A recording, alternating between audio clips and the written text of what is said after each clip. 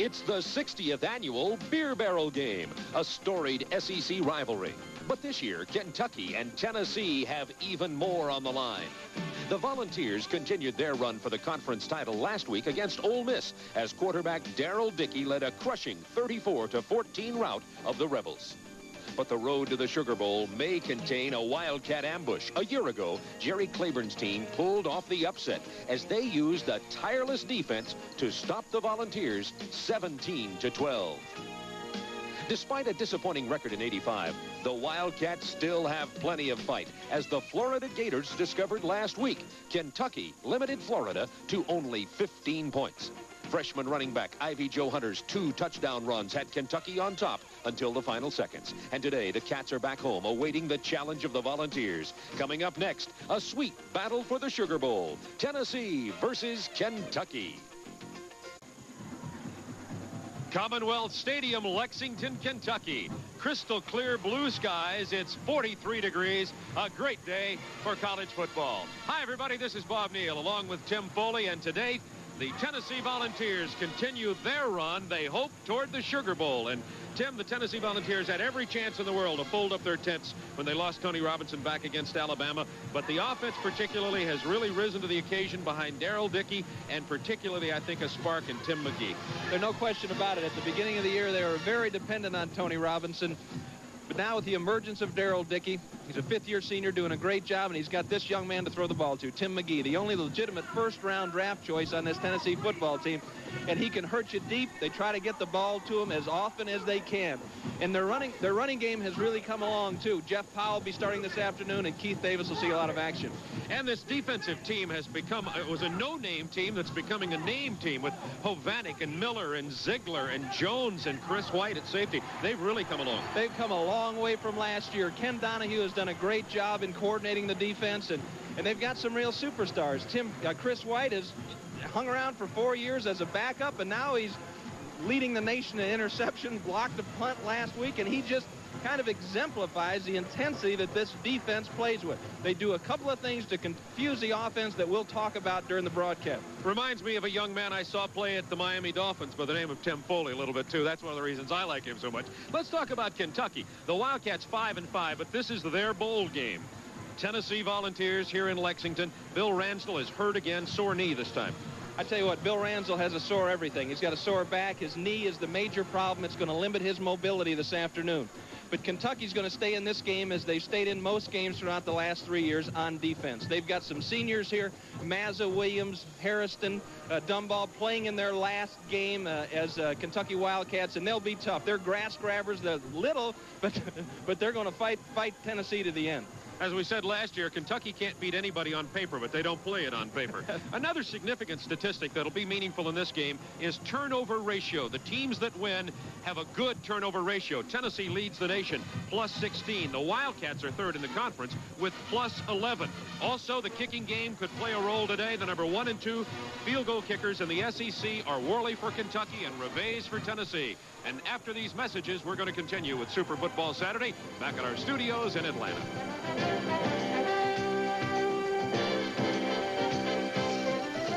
We're ready for the kickoff at Commonwealth Stadium in Lexington, Kentucky. Tennessee won the toss, deferred their choice on kicking or receiving till the second half, and there are the receivers for Kentucky. On the right side of your screen, number 4, Cornell Burbage, wide receiver, and number 25 on the left side, Mark Logan, who's the running back and the leading kickoff returner. He averages 14 yards per kickoff return. It is Logan at the goal line. And out of bounds at the 26-yard line. And now Bill Ransdell will lead the Kentucky Wildcats into battle. Bill playing on a sore knee. Earlier this year, cracked ribs, collapsed lung. But he's played through it all. Logan and Wherry starting in the backfield. Normally, the starting fullback is Derry. He's hurt. Burbage and Pitts at the wide receiver position. This offensive line for Kentucky nicked up across the board, but they're playing. They've been playing together all year long. And Joe Curry, a freshman, starting at tight end because the normal starter, Mark Wheeler, has cracked ribs for Kentucky. First down 10 from the 27-yard line. Here's a hand fumble. Tennessee football at the 29-yard line. Mark Logan bobbled it on the draw, and Tennessee takes over, and the man with the ball, Chris White. Watch it again. They're starting off with a draw because of Ranzel's immobility. The ball just pops out. Nobody knocks it out. And the ubiquitous Chris White is on top of the football. And just that kid's having a remarkable... I think he's got a magnet in his jersey that attracts leather. What do you think? It attracts big words like ubiquitous. I love that one. First down 10, yes. Tennessee handing off to the fullback. To the 26-yard line goes 43, Sam Henderson. Here's Tennessee's offense, Darrell Dickey. And you see Powell and Miller were scheduled to start, but Henderson started at fullback instead of Miller. Swanson McGee, the wide receivers. The offensive line, Douglas Galbraith, Kirk Bruin, Wilkerson, a potential All-American, and Jeff Smith, the tight end, who could play a big role in this game and who certainly played a big role in Tennessee's victory over Ole Miss last week. For the University of Tennessee Vols, a big turnover on the first offensive play from the line of scrimmage for Kentucky. Chris White recovered the fumble. It's second down 7 from the 26 of the Wildcats. Opening moments of play in a sunny but cold Lexington, Kentucky. Out of the tailback position comes Sam Henderson now. John Dumbold with the tackle. So we'll just keep checking on that Tennessee offense. They're making a lot of changes there. Kentucky defense. On the outsides are Williams and Mazza. Shannon, Wilkins, Stubbs, and Dumbold are the down linemen. Dumbold perhaps the best one there for Kentucky. The linebackers on the inside are tough. Kramer and Smith. They are classic Kentucky inside linebackers, big hitters. Mays and Douglas on the corners, and Russell Hairston is the single safety in this wide tackle 6, 8-man front, 2 deep Kentucky defense. How was that, Tim? Well, try 3 deep. Oh, 3 deep. That'd be better. I knew I'd mess up. I should leave that 3. Third down 6 on the 26. Darrell Dickey, first pass of the game. Got a lot of time to throw it. It's almost picked off by number 2, Brian Williams, intended for Jeff Powell. Well, one of the things that Terry Strock, the defensive coordinator for the Kentucky Wildcats, was concerned about was the screen. We saw Kentucky against Vanderbilt. Vanderbilt hurt him with the screen, but heads up, Brian Williams, always around the football, read that perfectly, almost had an interception. Here comes Carlos Reveiz, who is number 1 in the SEC in field goal kicking, number 2 in the country, and is 7 out of 8 from this distance. This will be a 42-yarder from the left hash mark. Reveiz hits it well. It's good, and thanks to the Kentucky fumble and the recovery by Chris White and the 42-yard field goal by Carlos Reveiz, Tennessee leads 3-0. This is Super Football Saturday on Turner Network Television. Head coach here in Kentucky hoping that they can upset the Vols today, and for the first time in 30 years, Kentucky could have 3 winning years in a row. You also got to look at Johnny Majors on the sideline. The Reveiz kickoff out of bounds at the 9-yard line. That'll be a penalty against Tennessee, and they'll move it back 5 yards and kick it again. And there's Johnny Majors. What a job he's done. He says he's more proud of this team than any he's ever coached in the way that they've come back after that devastating loss to Tony Robinson. And I remember last year after the Auburn game, Tennessee was having its problems. They were decimated by injuries on defense last year. They had 3 great linemen in 83 that played every game for Tennessee. Had a great defense. They led the SEC in every statistical category. And then in 84, they just had a real difficult time. A lot of injuries, but they came back at the end of the year. And Major's comment was that sometimes he coaches best and is best as a head coach under adversity. And that's what he's had to face this year with the loss of Tony Robinson. Well, the defense has really stepped in there and led the way for the University of Tennessee. And that takeaway, turnover, and takeaway category that we talked about, this kickoff's going to go out of the end zone. It'll come out to the 20 as a touchback for Kentucky. Has played a big role in every game for Tennessee, and it's already played a role here, giving them the 3-point lead as Kentucky fumbled. Number 25, Logan, fumbled on his first carry. Chris White fell on it, and we got a 42-yard field goal out of it. Yeah, and Bob, it's important. Turnovers, no doubt about it, they're important, but what you do with the turnover is also important. We've seen some teams, the defense has given the offense the ball in good field position, and they've done nothing with it. Tennessee seems to draw some points out of every turnover. So you look at those 11 defensive players. They've named this team in a contest the Orange Crunch. Here comes Logan. They tried to rake it away again, but this time Logan goes for 15, maybe 16 yards out to the 36-yard line. Harry Brown and Charles Davis combining on the stop. Logan, the leading rusher for Kentucky. As you mentioned, the Kentucky line is really beat up. Reichwein and Ritchie and Petrowiak all playing injured. It's going to take a great effort from Higgs and Logan today and Ivory Lee Hunter to generate some yardage on the ground for Kentucky. Logan, the leading receiver and rusher on this Kentucky football team, also returning kickoffs. And he swaps time with number 22, Mark Higgs. Mark Logan, Mark Higgs, and of course they call them the Mark brothers. And there is Higgs. He's got plenty of running room. Out to the 46-yard line, another Kentucky first down. Tommy Sims with the tackle. 11-yard gain for Higgs. Watch this, a nice job of trapping by Reichwein. Here comes Richie, 77 on the linebacker, Tennessee linebacker, Darren Miller. Now Higgs just cuts it back against the grain. Nice run. They'll spot that ball at the 46-yard line. There's Mark Higgs. He's a sophomore from Owensboro, Kentucky. 5 touchdowns on the year. End around, that's Cornell Burbage, number 4. Tennessee pursuing. He's breaking tackles finally. 45. Miller knocks him out of bounds. They're going to give him a gain on the play of only a couple of yards. It never developed, and there are penalty markers down. It's clipping. Vernon Johnson, number 76, is out there. You see him throwing there on Dale Jones. Gets in behind him, and they call that a clip. And it's going to move it way back for Kentucky. Here's Jimmy Harper, the referee, with the signal. Our referee does not have a microphone today. They'll spot the ball at the 24-yard line. Tennessee sideline. Volunteers lead 3-0. 12 minutes, 13 seconds remaining. Quarter number 1 from Commonwealth Stadium in Lexington, Kentucky. First down, 32 yards to go for Kentucky, thanks to the clipping call. In a slot right formation. Hand off to Higgs.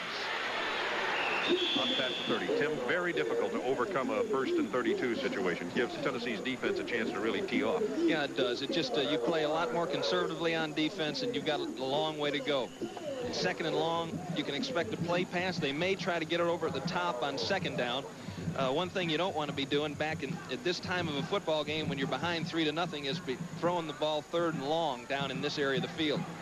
We have Bryant, Jones, and Curry, the receivers for Kentucky. 19 is Bryant, 17 Jones. Here's Ramsdell to throw. Has some time, right down the middle.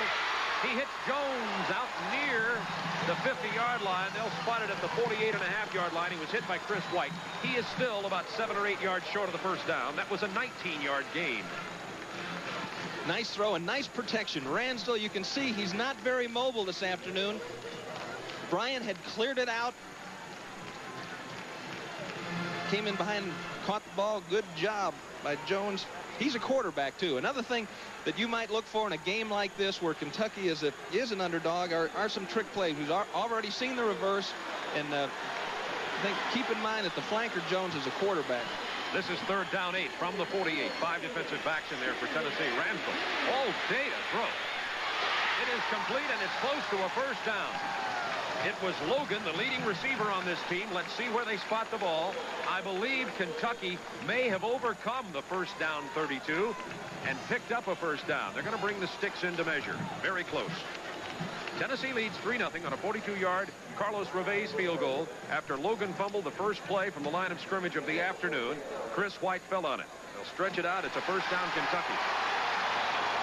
So, pass completion, a big one to Tim Jones for 19 yards, and then that pass completion for about 9 yards to Logan, and Kentucky comes up with a first down. An important confidence builder, too. The Kentucky offense has been struggling. They played well against Florida in spots, but being behind 3-0, being able to overcome a 1st and 36 has really got to help them in terms of their confidence and their expectations. Higgs and Weary in the backfield. It's Higgs for about 3 near the 40-yard line. He was tripped up by 65, Robbie Scott. It is Scott, Cooper, and Hovanek on that Tennessee defensive front right now. Richard Brown will be playing a lot in there also for Tennessee. Full house, 55,000 here at Commonwealth Stadium. Jerry Claiborne done such a wonderful job since coming here from Maryland, 4th year at Kentucky. He was 0-10 his first year, and then he turned things around. 2nd down and 8. Higgs to the 37-yard line, and down he goes. Gain of about 3. Darren Miller with the stop, his 2nd tackle of the afternoon for Tennessee. Miller and Ziegler tough in the middle for the Volunteers. think Ken Lang is in there at center for Kentucky. Petrowiak has really been banged up these last couple of weeks. He struggled through the last couple of games, but they're trying to give him some rest. And young Ken Lang in there at center right now. Conversion situation. 3rd down 3 from the 37 for the Wildcats. Ramsdell wants to throw, has his man there. It's complete.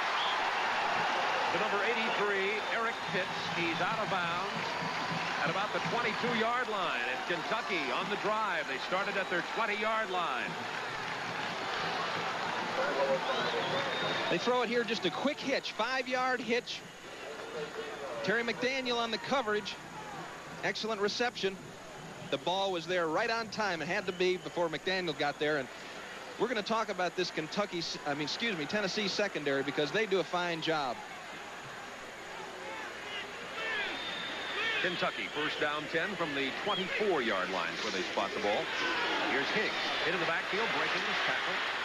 Down he goes at the 22. Only a couple that time for Mark Higgs, the sophomore. Mark Hovanek, the young man that had a great game last week against Mississippi, disrupted the timing of that play. He beat the block of Dermontti Dawson. They've got Petrowiak back in there at center now for Kentucky. As we told you, Johnson, Dawson, Petrowiak, Reichwein all playing with one kind of injury or another for the Kentucky offensive line. 2nd down 8 from the 22. Here's Higgs again. Just inside the 20, maybe to the 19-yard line. He stopped there. A Tennessee defensive team now with their backs closer to the wall than they would like. I think if you're going to try to attack this Tennessee defense, and one of the things that Jerry Claiborne and Jerry Eisman had to be talking about this week was the fact that up front Tennessee is really not that big. They're one of the few teams I think that Kentucky matches up with in terms of size, and they may have a good opportunity to run the ball on them a little bit this afternoon inside. 3rd down 5 from the 19, the 11th play of this drive for the Kentucky Wildcats. Ramsdell obviously checking off to the Tennessee defensive alignment. Wants to throw. 5-man rush. Down he goes. Coming in from the right side is number 7, Chris White.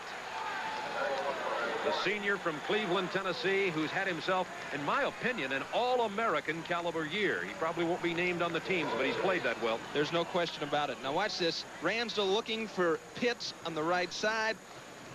Back to the strong side flanker at Burbage. But a good job of coverage on the outside by McDaniel and Brown, and there was nowhere to go with the ball.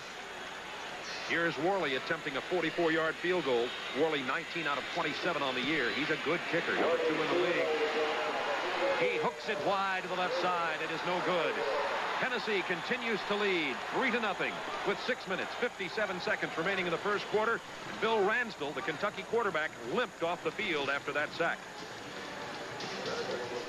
It's a beautiful day in central Kentucky. 43 degrees at kickoff here this afternoon. As you can see, beautiful blue skies. Nippy weather, but a good day for football. Tennessee leading 3-0. 6:57 to go in the first quarter. And off to the tailback.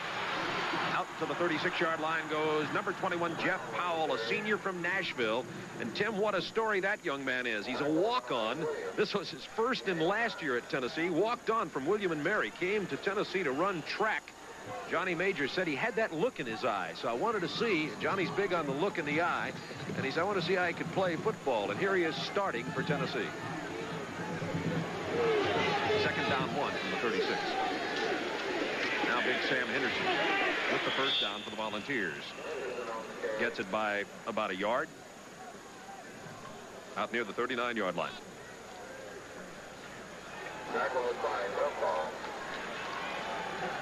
It's been a while since Johnny Major's Tennessee Vols have been in the SEC race at this particular point in the Sugar Bowl chase, and they're odds-on favorite at this point. And the idea is to just not let them get complacent against teams like Kentucky and against Vanderbilt.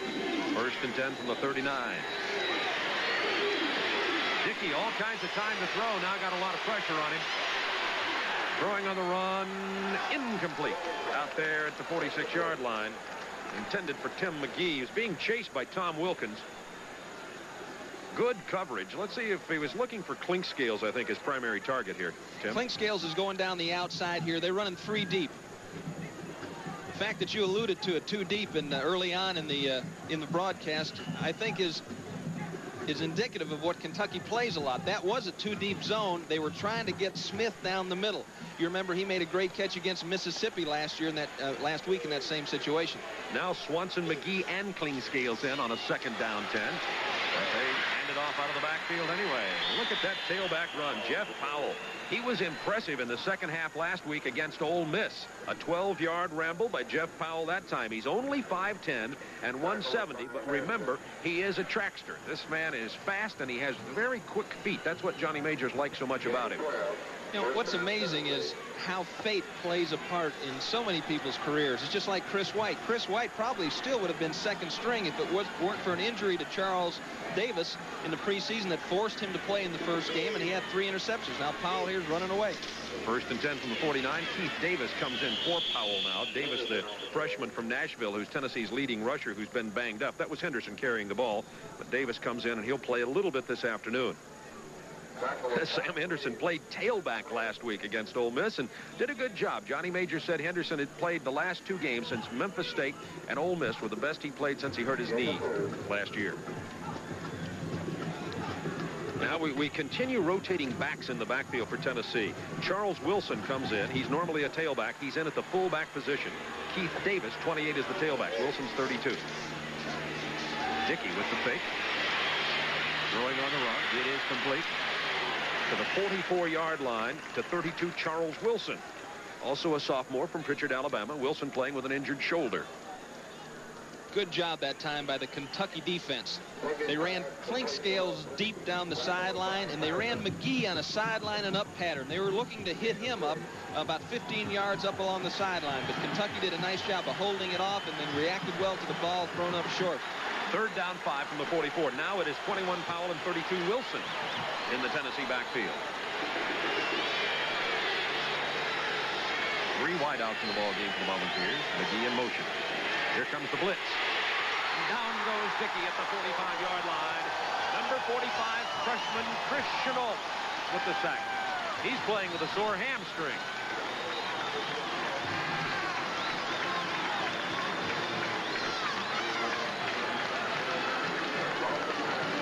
Terry Strock takes a chance here.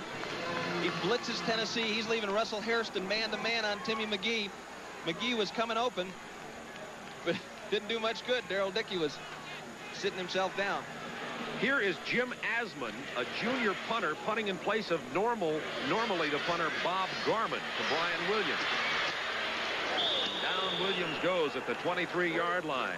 Bob Garman hurt his leg, Tennessee's punter, practicing backup kickoffs, and they've had to call Asman into duty. We'll be back in a moment. This is Turner Network Television. Well, that Wildcat has a big orange in his teeth.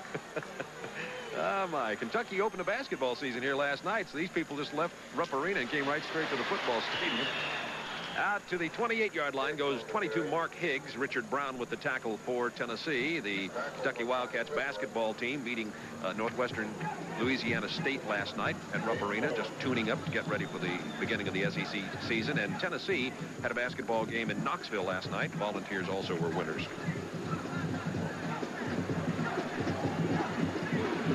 Second down, 6 from the 28. Kentucky football. A lot of pre-snap motion there by the Wildcats. 2:48 to go first quarter. Tennessee leading 3-0.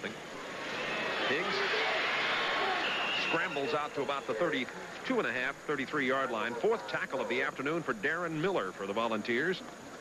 And somebody's down on the field out there for the Kentucky Wildcats. I believe it's Brad Myers. And Jerry Claiborne a little bit upset. Of course, he's had so many players injured this year. I mean, just dozens of them, literally. And while we're checking on the injury to that player with 2:34 to go in the first quarter and Tennessee leading 3-0, we'll take a brief commercial timeout. This came out, looked like he had injured his knee, and Joe Prince, 65, goes in at left guard for Kentucky on a 3rd and 2 from the 32. And Ransville doesn't like the look of this Tennessee defensive lineman and calls timeout to come to the sideline. Now I think we've got Dermontti Dawson at one guard and Joe Prince at the other here for Kentucky. There's going to be a lot of movement in that Kentucky line because everybody's playing a little bit nicked up. Next week on Turner Broadcasting, we will either have the Auburn-Alabama game from Birmingham or Vanderbilt at Tennessee at Neyland Stadium in Knoxville. And we'll let you know how that turns out, depending a great deal on what happens in the ball games today. Tennessee on their road, they hope to the Sugar Bowl. And, of course, that Auburn-Alabama game, always a great matchup. Tennessee plays so many defensive backs, and they play them in different positions that it sometimes confuses the quarterback's read. Chris White, who's playing strong safety, and you usually read the weak safety to the strong safety, sometimes plays weak side linebacker and sometimes plays an interior linebacker in their long yardage situation. So it has a tendency to cause some doubt in the mind of the quarterback when he's making audibles and making changes. Logan, Higgs, and Weary, 3 backs and 2 tight ends for Kentucky on 3rd and 2. Here comes Higgs. He's got the first down. To the 39-yard line comes Mark Higgs. Kelly Ziegler with the tackle. And Higgs getting up close to 50 yards running the ball. About 40 yards, I think, at the moment for young Mark Higgs. Kentucky has dominated ball control here. I think you see the team doctors working on the left knee of Brad Myers. That's the Kentucky player who went off just a couple of moments ago, a sophomore from Miamisburg, Ohio. 1st and 10, Kentucky from the 39-yard line. Tennessee leading 3-0. 2 minutes to go, first quarter. Logan. Not much. Maybe a yard to the 40-yard line, and Chris White with his 3rd tackle of the afternoon from strong safety for the Volunteers. This is a different style of Kentucky offense than we've seen all year long, and I think that the fact they're running the ball indicates that Bill Ransdell's knee is probably worse than most people are aware of. I think he's grabbing all his guts to just take the snap from center. Ransdell is 3 out of 3 for 39 yards and has become the all-time total offense leader. University of Kentucky, and down he goes again, hit on the knee, too. At the 30-yard line, Mark Hovanek with his 2nd tackle and 1st sack of the afternoon, and you can see that Bill Ransdell is a hurting cowboy, a hurting wildcat. He is limping. Got it right on the knee. Coming in from the right side was big Mark Hovanek. I don't think he's going to be able to maneuver anymore. He's calling for help, for sure. Calling in the reserves. You know, you've said it several times, Tim. He's like John Wayne. You got to shoot him to stop him. That's right. He's the John Wayne. Of course, you can see he's really doesn't have any of his nimbleness that he had previously. On 3rd down, 19. Whoa, he rifled it down the middle looking for Tim Jones. Certainly didn't lose any nimbleness in his arm, but he limps off the field as they fail to convert on 3rd down. You know, that young man will play as long as he can stand up. And in comes Jay Tesser, the freshman punter for the University of Kentucky, trailing Tennessee 3-0, 44 seconds to go, first quarter. And there is Charles Benton back to take the punts for Tennessee. Normally, Andre Kramer does that, defensive back for Tennessee, but he's hurt from last week. Tesser gets away a beauty under pressure. Benton. He gets it to the 40-yard line, and there's Tim Foley's favorite penalty marker. They're going to say that one of the Kentucky players was in that 2-yard zone where Charles Benton was catching the ball. You're supposed to leave him 2 yards of freedom to catch the ball. But, you know, it looked like Benton ran into the zone, Tim. It did, and that's what makes this sometimes a touchy judgment call. The Kentucky player looked as if though he was trying to pull up, but Benton had to run forward to catch the ball. Really, the Kentucky guy would have had to start backing up to avoid that particular situation. And you see it right there. They spot the ball at the 40-yard line. First down, 10. Here comes Jeff Powell. Great acceleration out of the tailback position to the 46-yard line. Gain of about 5. Let's go to our studios in Atlanta for this college football update. Thank you, Bob. Notre Dame draws first blood up in South Bend on an end around. Tim Brown takes it 18 yards for the score, breaking tackles all the way. Looked like a motivated team. Back to you, Bob. Thank you, Alec Hawkins. Second down, 4 from the 46-yard line now for the Volunteers. Gain of 6 that time by Jeff Powell. Really like that young man's acceleration. And that buzzer ending the first quarter of play, and the officials say it was before the snap. Looked to me after the snap, but not my judgment to make. We'll be back in just a moment, though, where the Tennessee Volunteers are leading Kentucky 3-0 at the end of the first quarter of play. This is Super Football Saturday on Turner Network Television. In that first quarter, with the exception of Tennessee's 42-yard field goal from Carlos Revés. On the first play of the afternoon from the line of scrimmage, Mark Logan fumbled for Kentucky. Chris White fell on it. Tennessee's drive stalled, and they got the 3 points, and that's been all the scoring.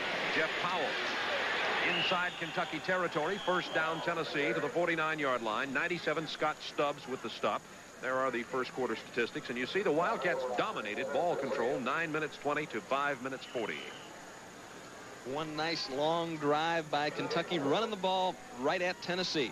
They're mixing in the play pass, but they've been making most of their yardage on the ground. All right, now we have 35 William Howard at fullback and Jeff Powell 21 at tailback for the Volunteers.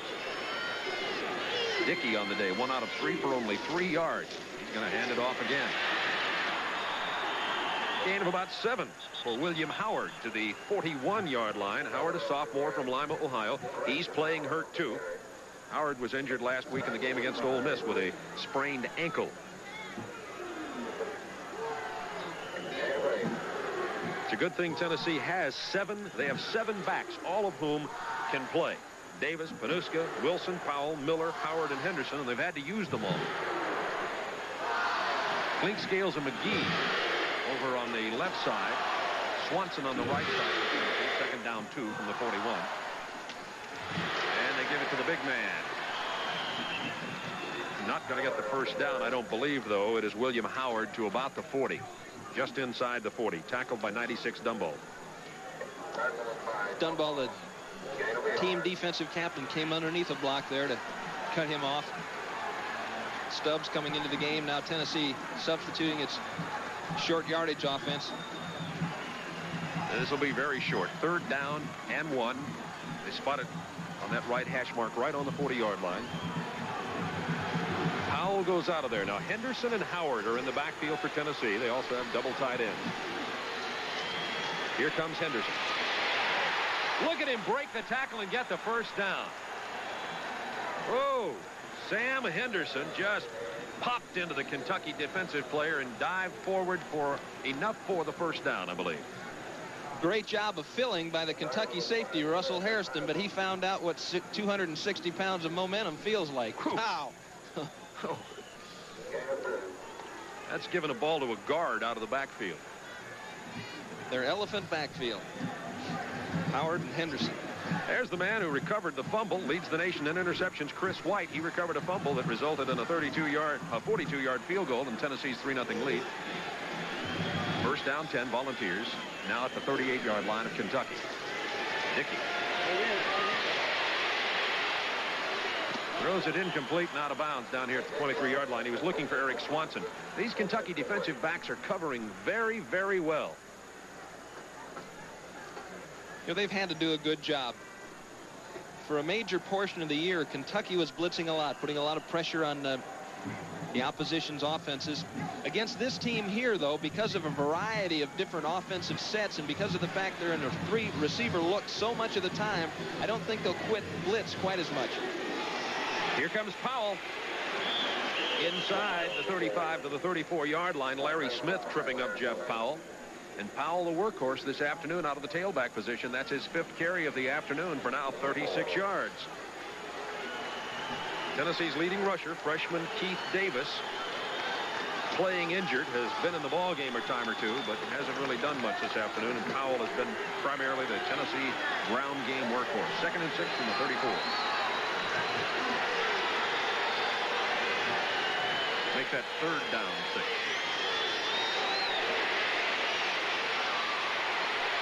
Dickey to the 32, and down he goes. Needs to get to the 28 for the first down. And that'll bring up 4th down for Tennessee. They're going to spot it, let's see, at the 31.5-yard line. Be about a 48 or 49-yard field goal attempt coming up here by Revés. You're going to see number 2, Brian Williams, working underneath on Tony McGee. At the top of your screen, he's the 2nd receiver inside. breaking open across the middle, but by this time, Dickey had been flushed out of the pocket. That might have been Clinkscales, 87. These Tennessee numbers are awfully hard to see. You got that right. 49-yard field goal attempt by Reveiz. He had a 42-yarder earlier. Leads the nation. It is good. Carlos Reveiz paying his way this afternoon. Tennessee with a 6-0 lead. 11:02 to go in the second quarter. Well, I said he led the nation. He leads the SEC. Carlos Reveiz is number 2 in the nation in field goal kicking, and has been all the points on the board today. 6-0 Volunteers. Burbidge and Logan are back deep to take the kickoff. They get it to Logan at the 3-yard line. Fumble, Bob. The ball is loose. Looks like it still belongs to Kentucky, however. Logan fumbled on his first carry from the line of scrimmage. Mike Whitehead, I think, may have fallen on it, but that remained in the possession of Kentucky, and it's right at the 20-yard line. Let's see what happens here, Tim. Things like this can just kill you in terms of momentum. Kentucky's been playing well. They overcame one fumble early on. A nice job of scraping the ball out, but when the running back gets in traffic like that, he's got to lock that football up. First and 10 Kentucky from their own 20-yard line. A lot of pre-snap motion by the Wildcats. Ramsdell to Higgs. Great penetration by Tennessee. And they rule Higgs down at the 19-yard line. Dale Jones will get credit for the stop. Wildcat fans wanted the ruling to be that Higgs was continuing his motion and not down, but his knee did touch while in the grasp of a Volunteer player. So Ramsdell's back in there at quarterback, but he's playing on a sore knee. He's been sacked twice thus far this afternoon, and he's limping. Second down 11 from the 19 now for the Wildcats. Here's Higgs. Higgs to the 29-yard line. He's about a yard and a half short of the first down. One of the things that you notice about this Tennessee defense whenever you watch them play is their affinity to tackle the football. They are always grabbing at that ball, trying to strip it from the running back. If the first man is holding the man up, the second guy in there is not just trying to punish the back. He's going after the football. And I think that that's something that you've got to coach, you've got to talk about. And turnovers was, I think, a big topic of discussion all spring and fall for Ken Donahue and the defensive coaches at Tennessee. What a job they've done. Tennessee leads the nation in that category. Here's Higgs. First down, Kentucky.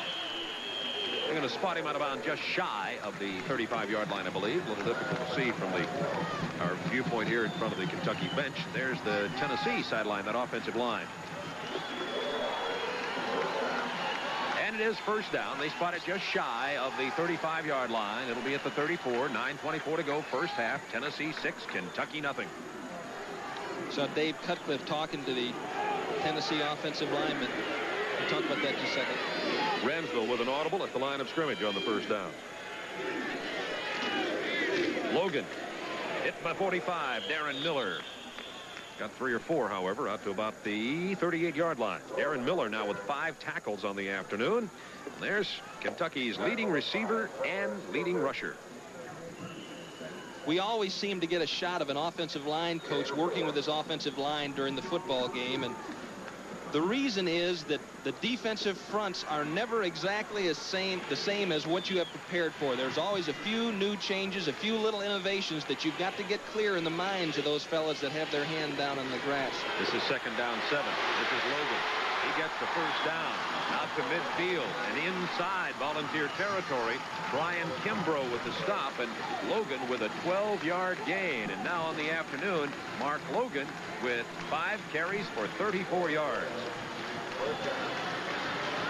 With Bozzik and Prince in there on the left side, doing a fine job creating some space for that young man right there, Mark Logan. And I can assure you that Jerry Claiborne's talked to him about tucking the ball away.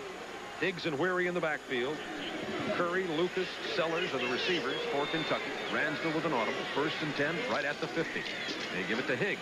Higgs fumbles the ball in front of the Kentucky bench. Let's see who's got it. Tennessee football. Another turnover that was picked up by Tennessee. There's the man with the ball, 77, Richard Cooper. Dale Jones popped that ball out of there, I believe. The big play man for Tennessee. Watch 54. This is atypical of a Jerry Claiborne coach football team. Darren Miller grabbed it out, and here comes Ziegler. He's got a shot at it, skids away. Chris White not far behind. Chris White is probably saying, hey, Cooper, get out of the way. That's my ball. I'm supposed to do that stuff. That's heroics. Miller and Jones combining to strip that ball down, and Tennessee has it again. 2 turnovers in this game. That's Keith Davis near the 40-yard line. Keith Davis, the freshman from Nashville, in there. If you look at the Kentucky sideline. Farrell Sheridan on the left, Jake Hallam on the right, talking to the Kentucky offensive lineman, but theirs is not the problem. Someone needs to get a rubber band around the waist of some of these running backs. Hang on to the football. It'll be 2nd down 5, Tennessee at the 41. Volunteers lead 6-0. 7:38 to go first half. 2 Carlos Reveiz field goals, 42 and 49 yards. Dickey screens it out to the left side. Got the ball there late to McGee, though, and he was hit instantly by number 24, freshman David Johnson. David Johnson, I remember him for the interception he didn't make against Florida. Had he caught that ball, Kentucky would have beaten Florida last week. Right at the conclusion of the game, Kentucky tried to throw a throwback pass halfback to the quarterback, a play that Alabama had run successfully against LSU. Kentucky played it well, had a chance to intercept the ball, but Douglas and Johnson ran into each other. But that was an excellent play by David Johnson on that one. Here's Keith Davis inside the 40 to the 39. It was 3rd and 7. Tennessee does not convert. This will probably be a punting situation for the Volunteers here. I believe they're out of field goal range even for the talented Carlos Reveiz. And let's see, yes, Tennessee brings in that new punter, Bob Garman, the regular punter for the Volunteers, hurt with a hamstring. Jim Asman, a junior from Cleveland, Tennessee, punted the first time in his career, last time out for 36 yards. One thing that you always work on, if your punter is hurt, you're going with a backup punter, you're always working on a fake punt in case you need it. Here's a beauty. This man can punt. It's going to come down inside the 5. Inside the 10, it's going to be spotted at the 6-yard line. Touching it down, number 9, Vince Carter. Good job by the young rookie punter, Jim Asman. Even though he's a junior, he's a rookie. We'll be back in a moment. This is Turner Network Television. Offensive coordinator, even though that's not his title for Kentucky Wildcats. He had a big game way back in '58. They called him the Pennsylvania pickpocket, Tim. He was quarterback and defensive back. He stripped the ball away from a Tennessee player that led to a Kentucky victory. You saw Jerry Eisman in the middle there. He's got a real close relationship with young Bill Ransdell. Chip Garber was on his right, defensive backfield coach for Kentucky. 1st and 10 Wildcats from the 7-yard line after that excellent punt. Kentucky has now run the ball 21 out of 25 times today. That was Mark Logan. We got another Kentucky player slow getting up. It looks like Ritchie. Tom Ritchie's the right tackle. He was about the only one who hadn't been shaken up. We'll check on his condition, but first let's go to Atlanta and check on a latest on a college football update. Well, thank you, Bob. It's been snowing in Iowa. However, a victory will send the Hawkeyes to Pasadena over New Year's. And on the first possession, Ronnie Harmon scores. It is 7-0. The Hawkeyes on top of Minnesota. Thank you, Craig Sager. Since Tennessee was rated #1 in the nation in 1951, the Southeastern Conference has laid claim to the national championship 11 times. Joining the Vols as national champions from the SEC are Alabama 6 times, Ole Miss, LSU, Georgia, and Auburn. Another example of the overall strength of the Southeastern Conference in football. And that's why we have fun every Saturday afternoon. You bet. You see Tom Ritchie looks like he's okay, but Sam Rotella's in there right now. Screen to Logan. He's probably sorry he caught that ball. Loss on the play. That back at the original line of scrimmage, back about the 6-yard line. There's Dale Jones, a junior from Cleveland, Tennessee. He is everywhere. You talk about Cornelius Bennett of Alabama, Michael Brooks of LSU, both great athletes that make big plays. Now, I don't think Jones looks like those players, probably doesn't have the speed and muscular structure those players, but he makes the big play game after game after game. So he just gets the job done. Doesn't look like them, but the results are the same. It's 3rd down 11 from the 6-yard line. And Logan out to about the 11-yard line. Needs to go to the 17 for the first down. Brown and Lavoisier Fisher with the stop. And we'll pause 5 seconds for station identification.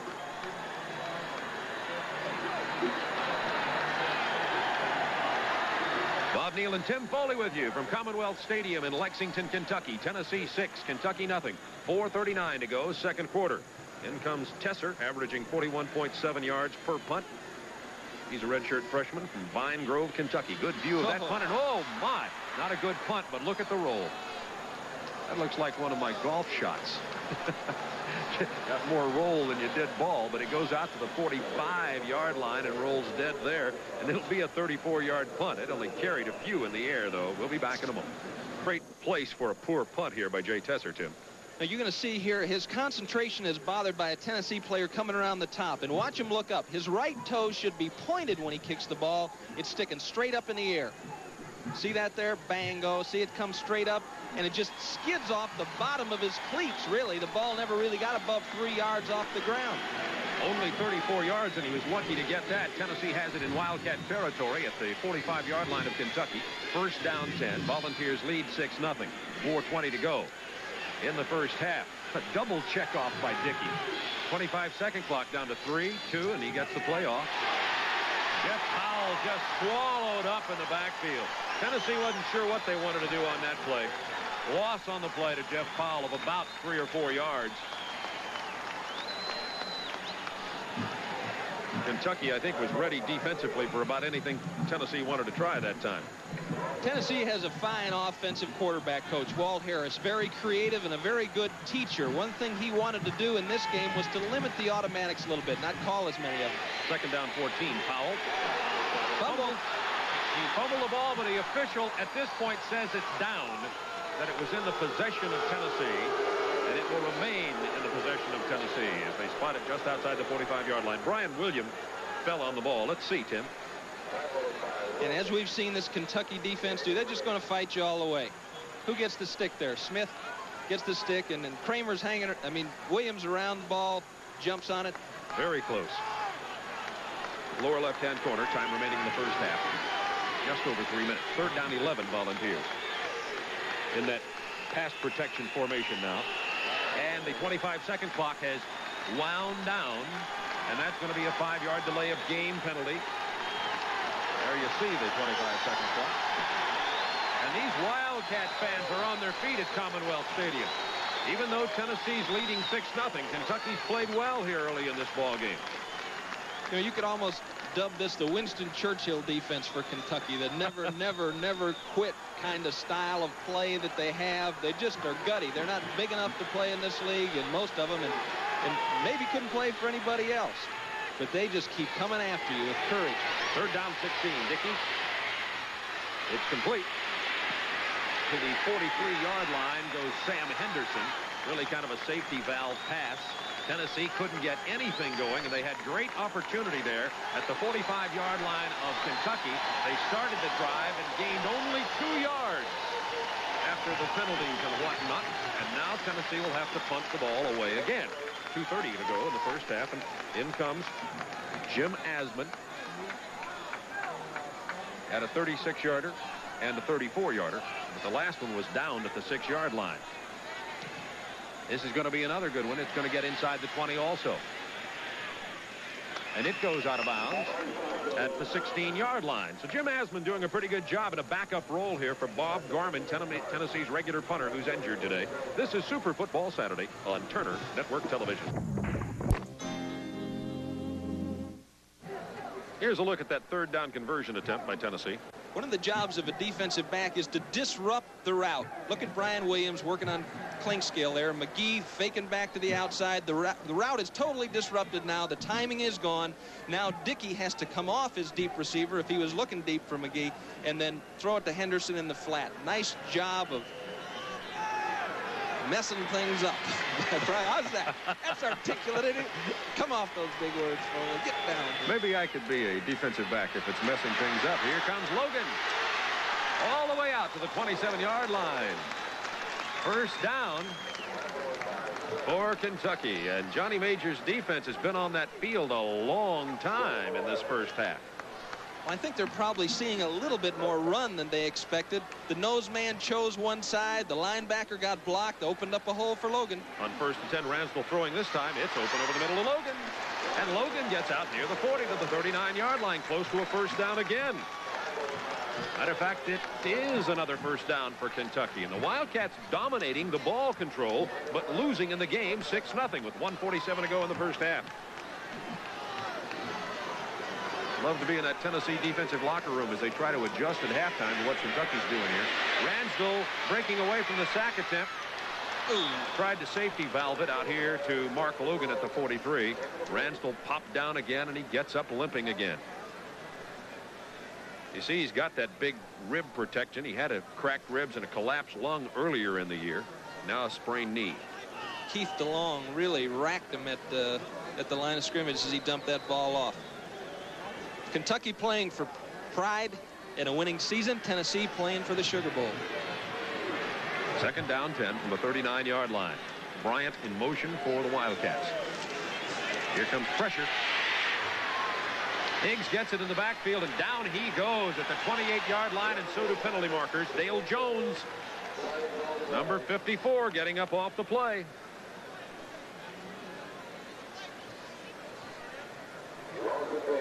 Clipping, Kentucky. Jerry Claiborne. That's a look of disgust.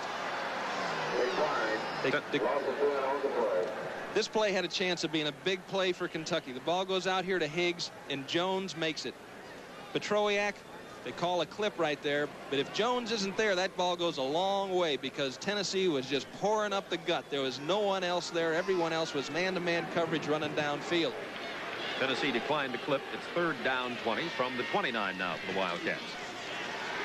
Here comes Higgs. He has running room. Can he get outside? Yes. Higgs short of the first down still. He gets it just across the 45 to the 46. Terry McDaniels chased him out of bounds. 16-yard run. It was 3rd and 20. 1:02 to go in the half. And Mark Wheeler slow to get up for Kentucky. The backup tight end already had cracked ribs. This is the type of play that you'd expect in this situation. Running the draw. You don't want to turn the ball over in this area to Tennessee. Lavoisier Fisher can't make it. Sims can't make it, and he's outside McDaniel. As a cornerback, you want to funnel everything back to the middle, keep him off the sidelines. Races out of bounds. Now it's 4th and 4. And Mark Wheeler still down on the sideline. The number 1 and 2 tight ends for Kentucky. Matt Lucas has a pulled hamstring. Wheeler had cracked ribs coming into this game. You see they're still attending to Wheeler right now. And freshman Joe Curry had started for Kentucky. We hope that young man will be okay. Mark Wheeler, a junior from Annandale, Virginia. Al Green's a head trainer at Kentucky.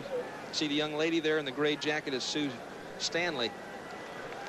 I know her name because she got her master's at Purdue. And coming up at halftime, we hope you'll stay with us. We'll see performances by the Tennessee and Kentucky Marching Band. And, of course, the college football scores and highlights from our studios. And there are some obviously big games today. Iowa, Minnesota will have highlights of that. Michigan and Ohio State playing at Ann Arbor today. Later, Oklahoma, Nebraska. This time, Tesser gets away a real cannon shot. Not real good hang time. But he gets it back to Charles Fenton, who only gets to the 11-yard line. Excellent coverage by the Wildcats. So Tennessee has the ball in a hole with 50 seconds remaining in the half. It'll be 1st down 10 at the 11-yard line. That was a 51-yard punt by Tesser that time. Daryl Dickey. The weight of the SEC championship on his shoulders. Just goes to show you some players, they get unhappy. They're not getting to play enough. They lose their patience. They leave school. They change schools. They do a lot of things. But sometimes that pays off. And there's 2 cases for Tennessee this year, Daryl Dickey and Chris White. Staying with it. There's Sam Henderson. Penalty markers are down at the line of scrimmage on the far side of the field. Henderson gets out near the 15-yard line. Tennessee will probably elect to just try to keep that ball on the ground and protect it. And their 6-0 lead here. There's Bill Ransdell. Illegal procedure, Tennessee. We understand that Mark Wheeler was simply shaken up. Maybe wind knocked out of him. And they say that Mark Wheeler will return to offensive action for the Kentucky Wildcats. So that's good news for Jerry Claiborne's troops. You know, Vince Dooley was talking about the Heisman Trophy in his interview before the game. And as you alluded to, I think Bo Jackson had a great game against Georgia and probably will win the Heisman. We'd like to tell David Housel, the SID at Auburn, that we got our material. We received our postcards about Bo Jackson, but how about Chuck Long? Chuck Long leading Iowa again today. Iowa's already scored 1 touchdown. They're playing Minnesota. And how about Robbie Bosco? All good players. And then there's also Coach of the Year, as you see Terry Strock. We very rarely see him on the sideline, always up in the booth on Jerry Claiborne's right. He's a defensive coordinator for Kentucky. In talking about Coach of the Year, I think Johnny Majors would probably be in the running for that for that title. Certainly one of the top 2 or 3 contenders.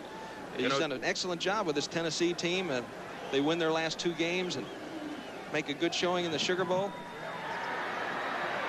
Johnny Majors told us a story about his Pitt team in '76. It won the national championship. Johnny Majors said, I may be more proud of this Tennessee team because he said, frankly, I think it may have a little less talent than that Pitt team. You know, that team lost a quarterback, too. It lost Haygood, then lost Kavanaugh. Music had to come in there and play quarterback. Of course, they did have Tony Dorsett in the backfield. Tennessee on 2nd down 7 from the 16. Clock running down to 34-33. Kentucky had called one of their timeouts. They have 1 remaining if they want to use it here to continue to stop the clock. This will be 3rd down. And I think Kentucky is going to stop the clock with 26 seconds remaining. So Tennessee will have an opportunity to run 1 more play. I doubt Kentucky will have an opportunity to get the ball offensively. Bill Glazier, coach with the dark hair on, standing there, defensive line coach. We were talking about the Heisman balloting. Bo Jackson, I think everybody agrees, is the front runner. The leading rusher in the nation actually is a sophomore at Michigan State University. We'll hopefully maybe seeing in the All-American Bowl. That's the word, that Michigan State may be going to that bowl. We'll be televising on New Year's Eve. He has 1,685 yards. You can see that the second rusher is Bo Jackson. And Long with 25 TDs, 14 interceptions. Robbie Bosco, 27 touchdowns, 3,600 yards, but 22 interceptions for Bosco. I think that may have eliminated Bosco from a Heisman.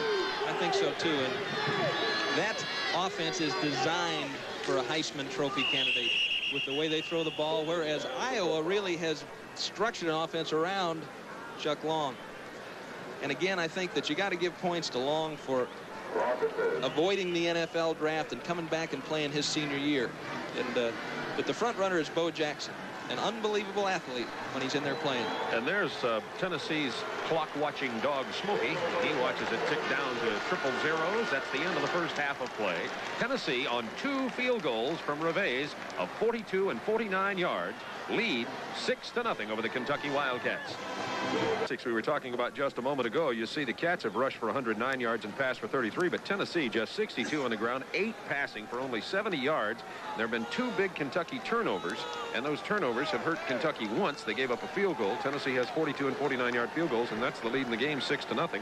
Not much happening, and Tennessee's had opportunities, Tim. They had good field position on several opportunities. The first one, when they picked it up inside Kentucky territory and turned it into a field goal. There you see it at the 29 on the left side of your screen. That resulted in a field goal. And then the 5th possession, they also got a field goal out of it. But Kentucky has not had good field position. All of those drives started deep inside Kentucky territory. No question about it. Field position was a big advantage for Tennessee in the first half. Now, they really didn't take advantage of it. Kentucky defense did a nice job of keeping them out of the end zone.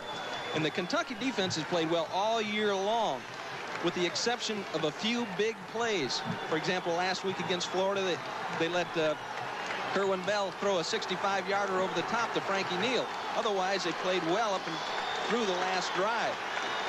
But the Kentucky offense has got to get some points on the board, and it's going to be a difficult task against this Tennessee defense, which leads the SEC in statistics.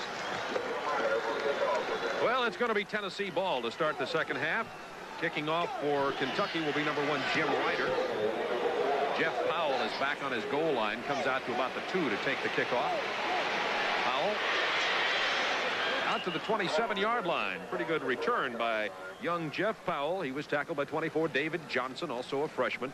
There's Tennessee, the results of Tennessee's first half possessions. They opened with the field goal after the fumble. Then they had to punt, then got a field goal, a 49-yarder there after a 9-play drive of only 28 yards. Then you see the rest of the drive, 7 yards, 2 yards, 4 yards. That Kentucky defense was just stuffing them, as you said, Tim. And let's see what Tennessee has done in terms of adjustment here. 1st and 10 from the 28-yard line. Hand off the fullbacks. One of the first things they do. That's big Sam Henderson. He gets across the 30 to the 31-yard line. Henderson and Powell starting in the Tennessee offensive backfield here in the second half. Nothing fancy here, just a little trap. Tennessee lineman coming down in a pull. Just nobody home. Dunball does a nice job of closing it. Gets his head in front of the ball carrier. Look at the passing stats. 3 out of 6 for Dickey for only 8 yards. And Ramsdell, playing hurt, is 6 out of 8 for 33. 2nd down, 7 from the 31. Dickey's going to throw only his 7th pass of the day. It is complete to Swanson for the first down out to the 44-yard line. Douglas covering on the play. That's the longest completion, certainly, of the day by the University of Tennessee. Nice job by Dickey. He was looking for McGee all the way. McGee trying to sift through that zone to find an open area in the middle. Nothing there. Dickey came off him, found Eric Swanson.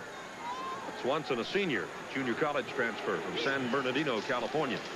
The tailback, Jeff Powell. Powell running with quick acceleration. Out across the 50 and inside Kentucky territory goes Jeff Powell.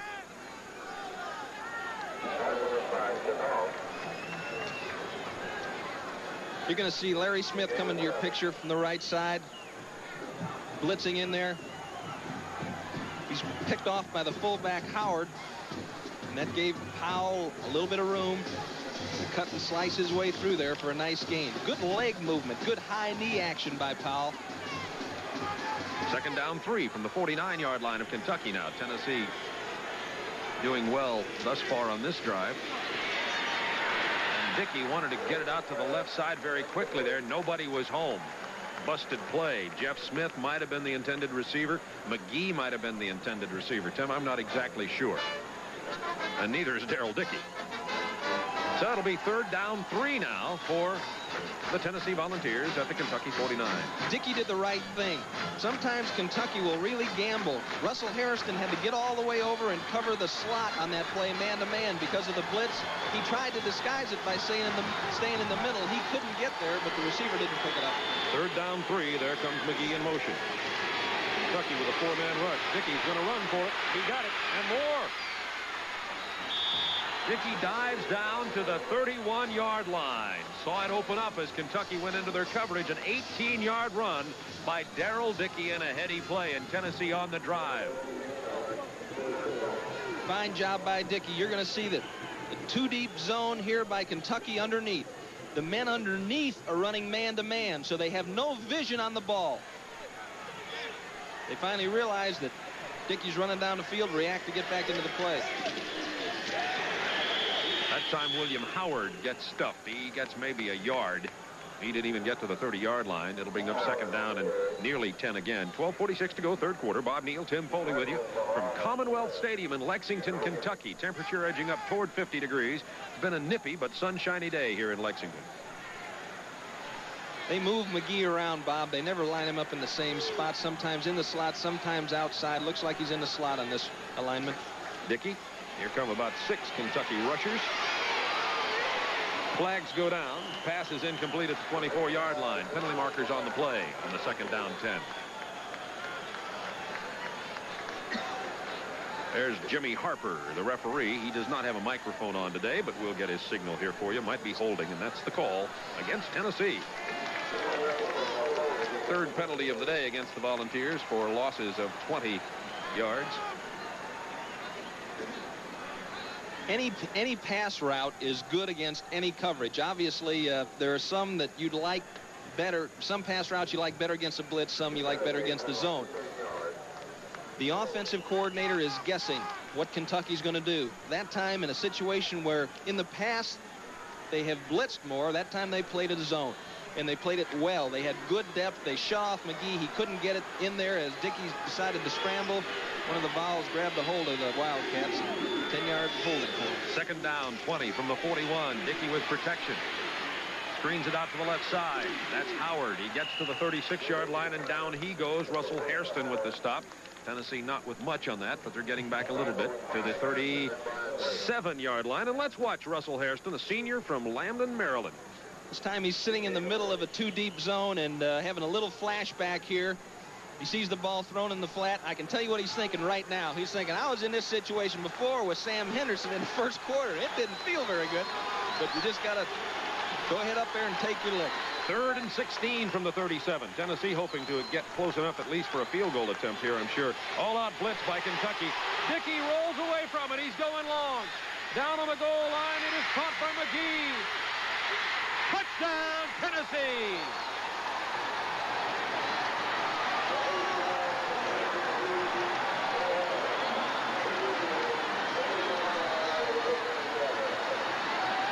You talk about Tony Robinson having the quick feet and the ability to avoid the loss. Look at Darrell Dickey here with a big play. Man-to-man coverage by Russell Hairston. He has him early, but the blitz chases Darrell Dickey out of the pocket. You very rarely see a quarterback come down and then try to throw it long. Usually the defensive back has recovered. But look at McGee go up. What fantastic athletic ability. Goes up, reaches the ball at its highest point, takes it away from Hairston. Nobody else can get there for Kentucky.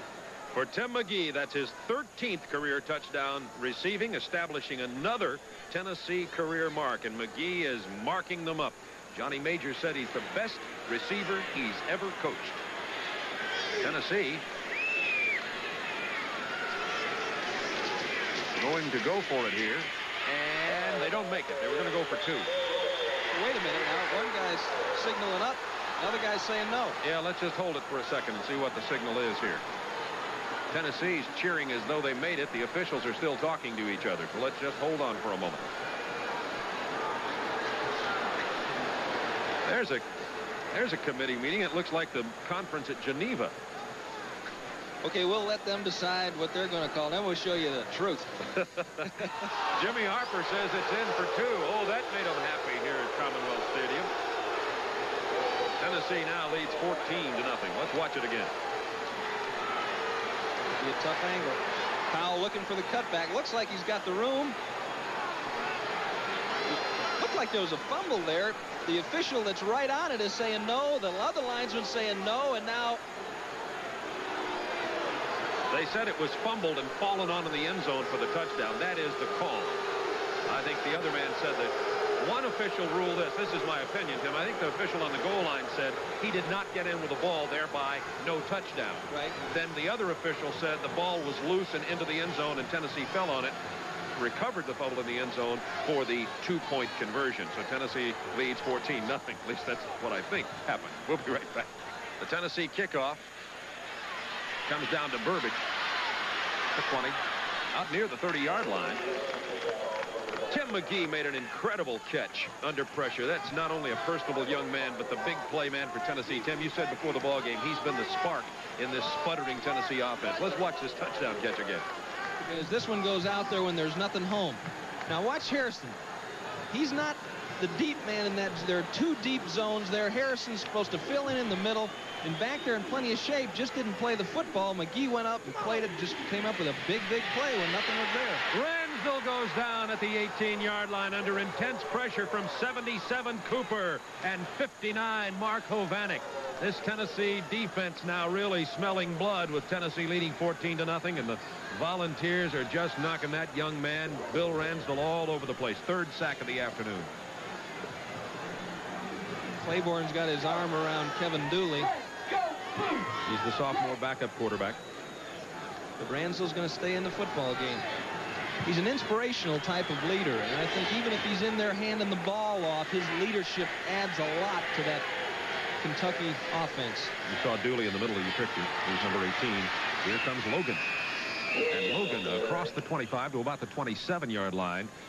After the sack, remember, Kentucky has to come all the way out to the 40 for the first down. That was 2nd down 20. These cheerleaders are on overtime today because they were at Rupp Arena last night cheering on the Wildcats in basketball as they opened the SEC, not the SEC, but the regular basketball season for the Kentucky Wildcats. Busy cheerleaders. 3rd down 12 from the 27-yard line. Bill Ransdell. He was looking for 82 Rich Ledford. Double covered over on the near sideline. It goes incomplete. And Kentucky will have to give up the football. And the Tennessee faithful on hand are standing on their feet cheering that Volunteer defense.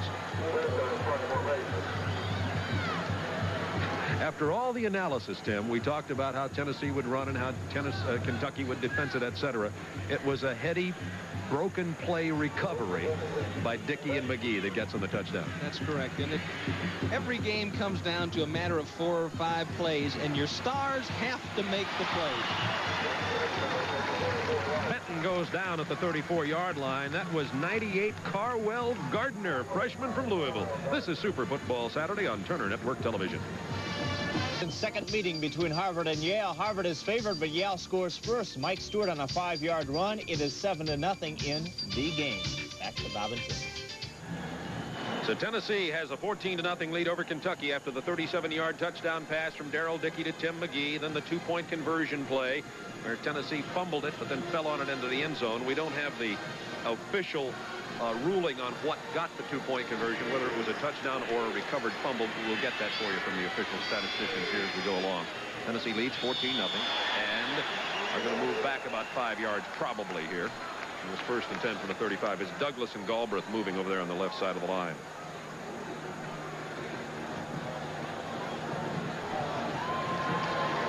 You know, a team can get beat 27-0, and you can come back in the next day and look at the film, and if you cut 3 or 4 plays out of that film, the game would be tight. But somebody makes a big play. Just for example, Kramer had an opportunity to get a sack. Instead of Kentucky getting a sack and Tennessee losing 10 yards, Tennessee comes up with 6 points. You can see these teams are content to try to run the ball today. 10 passes for the Volunteers, 9 for Kentucky. 1st and 15 now for Tennessee from the 30-yard line. McGee in motion. Here comes Jeff Powell. 37-38-yard line. Powell gets back some of the 5-yard penalty and just a little bit more. I keep expecting Powell, Tim, to shoot through there as fast as he does, the track runner, and to break one. Yeah, he really hits the hole. There's no hesitation in the hole. He goes. And an interesting thing is, until he came to Tennessee, until this year, the biggest crowd he ever played in front of was 17,000 at William & Mary. 2nd down 7 from the 38-yard line. There's Dickey with an audible at the line of scrimmage. 5th-year senior, 24 years old, son of the Tennessee athletic director. Here comes Powell again. Close to the 1st down. They love them win or lose here in Lexington. You know what they love about them, Bob, is they know they get 100% effort every game. Every time we've ever seen Kentucky play, win or lose, they're scrapping, they're fighting, they're in there doing their best. And I think college fans appreciate that a lot more than professional fans do. 3rd down and about 1. Tennessee at the 44. 8:46 to go, 3rd quarter. 3 tight ends in there for the Volunteers. Here comes Powell. I believe he got the 1st down. They're going to spot it across the 45, and that'll give Tennessee the 1st down. Steve Mazza with the tackle for Kentucky. Wildcats came up there and made the stop, but the ball is across the 45-yard line. Yeah, by the time Mazza made contact, I think it was already a 1st down. They're going to call in the change, but no, they're not either. Or are they? One of the Kentucky players a little slow to get up right now. And that's Hairston. Oh, they can't afford to lose him for sure. He looks hurt. Looks like his left knee. Oh, my. Russell Hairston, the senior. The safety back there.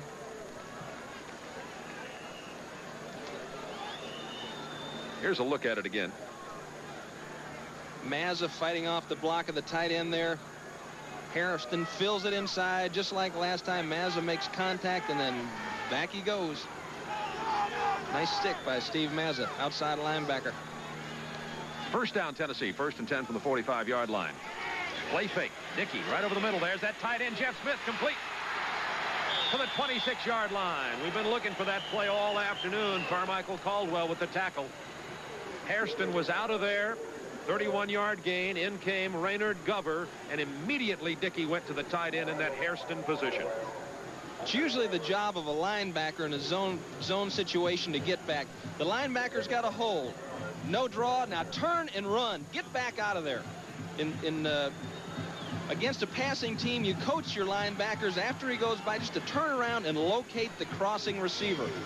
And Smith caught it in front of the safeties behind the linebackers. Good throw by Dickey. Hairston back in there. 1st and 10 at the 26. Jeff Powell inside the 25 to the 22-yard line. So Hairston goes out of there, Tim, and they went right down the middle. I guess at him, or at least at his area. I think so, and I think that that's a play that they integrate in there when they feel like Kentucky may be coming after them, or at least more concerned about being more aggressive. And a good call by Walt Harris, offensive coordinator for Tennessee, and he's got a knack of selecting those plays. 2nd down 5 at the 21-yard line for Wildcats. This is really kind of a last-ditch effort here for Kentucky. They can sorely afford to go down 21-0. Here comes Powell again. This time he does find the running room to the 11-yard line. And Jeff Powell now getting up close to 100 yards. 13 carries, 73 yards for Jeff Powell. Can you just think if he'd had a couple, 3 years at Tennessee. Look at this mobility. Bang. Change of directions, and a good job of blocking by the offensive line, Tennessee. Wilkerson and Williams just doing a good job of clearing the way there. Johnny Majors has to be happy with what he's seeing right now. Johnny said he looked at Jeff Powell when he came there from William and Mary, run track, said, I saw that look in his eyes. I knew I wanted him to play for me. 1st and 10 at the 12, Volunteers. Dickey. Quick toss out to the sideline. Touchdown, Tim McGee.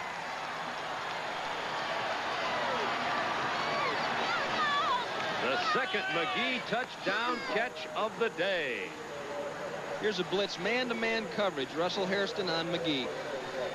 Hairston lined up inside. McGee just takes it right now to the outside. You see the distance that he created between he and Hairston. Russell wasn't even close. Touchdown. Tennessee out to a 20-0 lead now with 6:40 to go, 3rd quarter. Reveille's in for the point after. Probably the most difficult receiver to cover down there in close on a blitz situation is the slot, because he can go either way on you. 1-point conversion attempt is good. Tennessee leads 21-0 with 6:40 to go, 3rd quarter. We'll be back to Commonwealth Stadium in Lexington, Kentucky. Tennessee's potential All-American at split end, 14 career receiving TDs. He broke the record with 13. He also has a chance to break the record for career receptions. He needs 7 today, has 4 at the moment. And for yardage, he needs 70 and has 54 at the moment. Burbage. Stutter stepped his way into the open. One man to beat. And doesn't beat him. Taking him down is the kicker, Carlos Reveille. But Burbage gets Kentucky into Tennessee territory at the 39-yard line. That was one of the strangest beginnings. What they were doing, Bob, is they had a screen set up on the left side of the field. You're going to see Burbage come down. The play is designed for him to throw the ball across the field if he doesn't have it. Looks again. Nope. I like this sideline right here. We got some running room, Dad. Here we go. Now get it to the outside. Fake him inside. Get it to the sideline. Nice job of tackling there by the kicker. And that's Mark Higgs on the carry inside the 35 to the 33-yard line. Might mention a nice job of the tackle you mentioned as you look at the Volunteers scoring drive statistics there. Carlos Reveille from Miami, as you well know, Tim, was a running back and linebacker in high school. That's one of the things that Johnny Majors liked about him. Right. He's a real football player type guy. I knew you'd like that. A real player. 2nd down 4 from the 33. Here comes Higgs. Tennessee's defense penetrating. Loss of 2 or 3 on the play. 65, Robbie Scott back there. 5:49 to go, 3rd quarter. If Kentucky can convert something after that 48-yard kickoff return, they can get themselves back in this ball game. Got a quarter and a third left here. You win championships on defense. And Tennessee's playing real sound defense. And how about this? 10 of them are coming back this year. Next year, excuse me. 3rd down 7 from the 36. Ramsdell. Incomplete to Higgs. Would have been a 1st down. He simply dropped the ball. Like to have that one back. For the first time in this game today, we see that junior fullback Chris Derry had entered the game. Derry was hurt in the Kentucky Vanderbilt game that we televised earlier this year. So it's 4th down for Kentucky at the 36-yard line, and I think they're going to go for it. They've got Tennessee at the 36, so 4th down, 7. There's Hairston. He was shaken up earlier. Looks to be okay now. Ransdell under a blitz. Oh, got rid of it. It is caught at the 32-yard line, but it's short of the first down by about a yard. Pitts got it, and Ransdell was under intense pressure.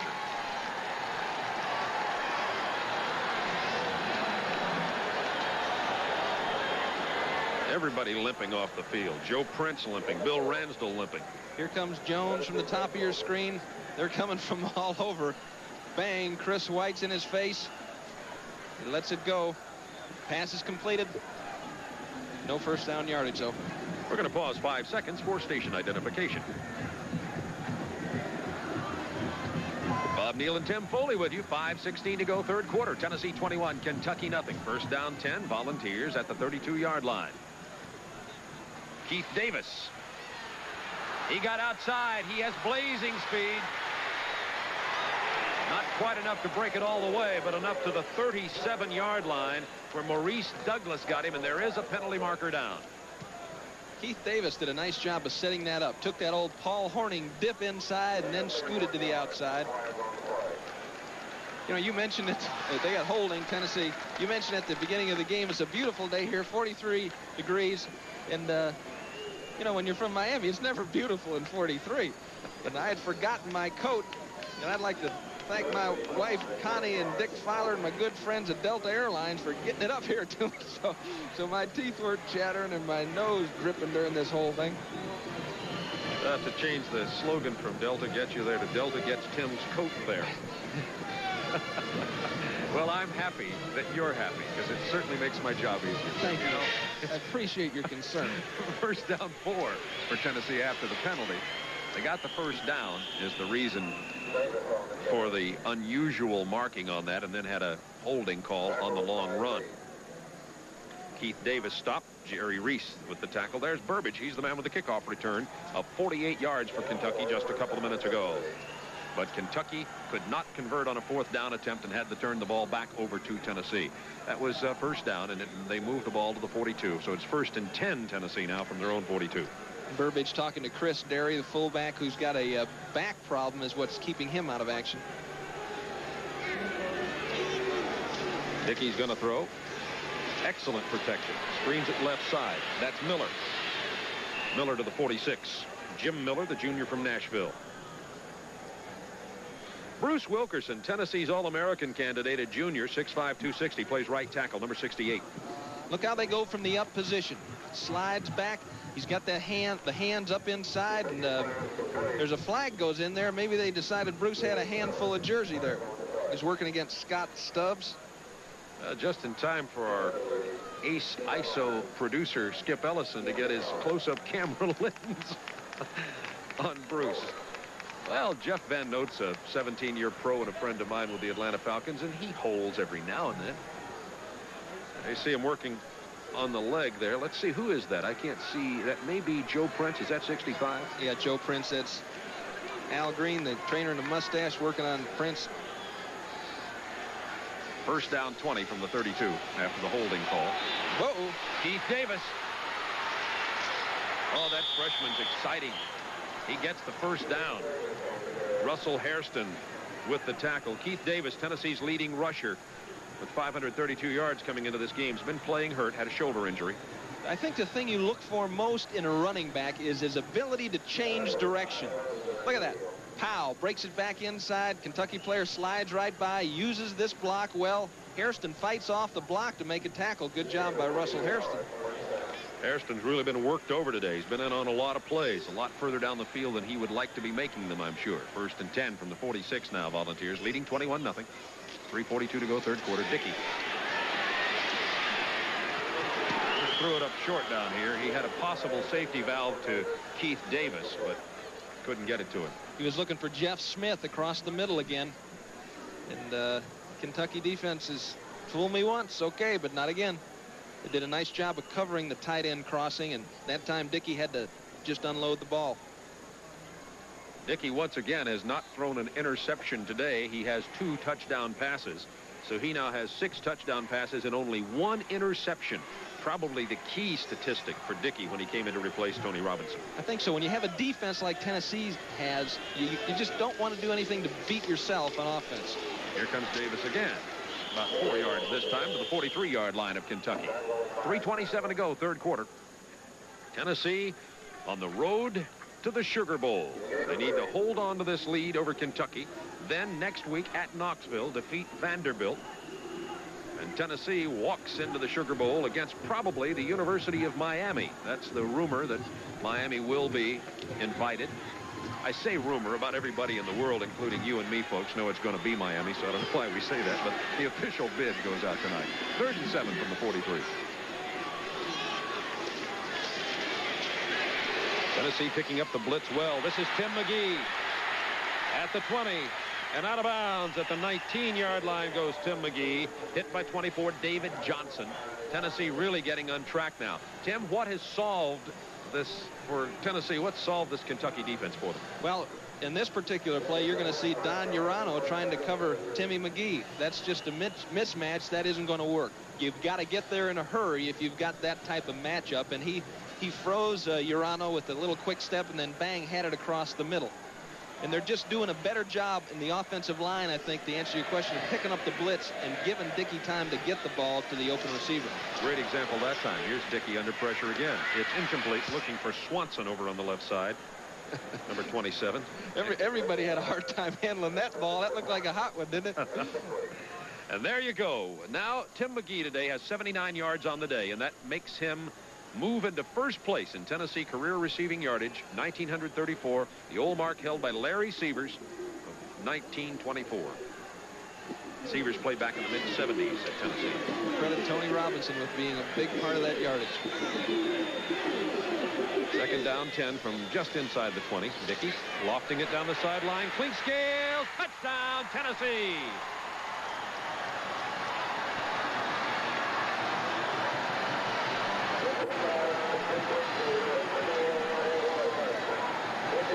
They just decided to throw the ball here in the second half. Once again, you see a blitz coming. Mazza from the outside. This is a perfect throw. Defensive back not in bad situation there, Caldwell, but the ball was thrown perfectly over the outside shoulder. Touchdown. Nice throw by Mr. Darrell Dickey. Darrell Dickey now with 3 touchdown passes on the day. Revees for the point after attempt. And it's perfect. Tennessee 28, Kentucky nothing. 2:37 to go, third quarter from Commonwealth Stadium in Lexington. Those people there are thinking of the sweetness of sugar right now. This is Turner Network Television. Junior from Knoxville, Tennessee. McGee has a couple of touchdown catches. And Tim, it was 6-0 at halftime, and really a dog-eat-dog battle with a little bit of the edge going to Kentucky. And then Tennessee has come in here in the third quarter and put up 22 points. Logan on the kickoff return. Down to the 28-yard line. Hard hit down there. So what happened? I'm still asking myself. Good offensive line protection. Good protection on the offensive line. The big play was the McGee play. That ball, the long touchdown pass, should not have been a completion. And that can really be demoralizing for a defense that's playing hard. Then they get the fumble into the end zone, 2-point conversion. And after that, it was good offensive play by Tennessee, picking up the blitz, and just catching Kentucky in defenses that they weren't going to win in. Logan with about 7 yards on the screen to the right side. McDaniel with a stop for Tennessee.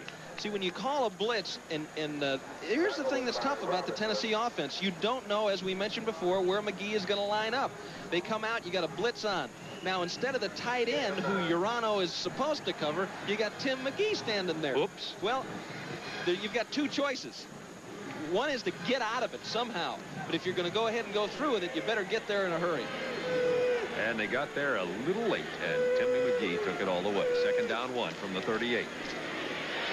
First down run by Logan out to the 45-yard line. Gain of about 7. And Kentucky moving the ball up here to good field position. 1:47 remaining in the third quarter. Kentucky in a real tough situation here, though, is they frankly and obviously do not have an explosive offensive football team, and they're trailing 28-0. Ransdell, playing on a sore knee, is going to have to get it instead of 5 and 6 yards at a clip. He's going to have to take it upstairs sooner or later.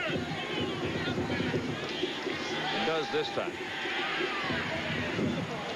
It's complete to the tight end about the 49-yard line. That's Mark Wheeler. You can see he's playing hurt too. He has cracked ribs. We keep talking about the Kentucky injuries. We're not copping out or making excuses. This football team is injured. Right. It's like London during the Second World War. Everything's falling down. And I don't know if they pay Al Green overtime, but he deserves it if they don't. He's a Kentucky trainer. 2nd down 4 from the 49-yard line. Ransdell, Tennessee rushing 3. As man open, it's complete to Higgs for the 1st down. And Higgs gets it to the 38-yard line. We were talking about that great play by Tim McGee that you said really kind of broke the dam here, the great catch. Let's look at it again. This is the first Tennessee touchdown. Dickey under pressure, and he broke away and threw it down here to McGee. Okay, Hairston trying to locate the receiver. Now he's trying to locate the ball. Look at McGee get body position, come back up, and man, that's just perfect. I mean, that's training film material.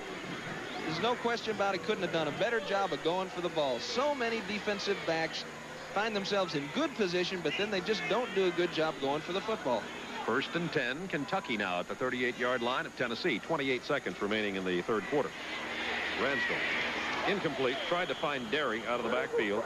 He was being covered by 45 Darren Miller, but Marco Vanek came right up in Ransdell's face, applying pressure on Bill Ransdell that time, which is why he had to throw it short. It'll be 2nd down 10 from the 38 of Tennessee. This is starting to be painful watching Ransdell. He's just banged up all over the place. I wouldn't be surprised. He's got a cartilage problem in his knee. I wouldn't be surprised if he weren't in the hospital on Monday getting that thing fixed. 2nd down 10.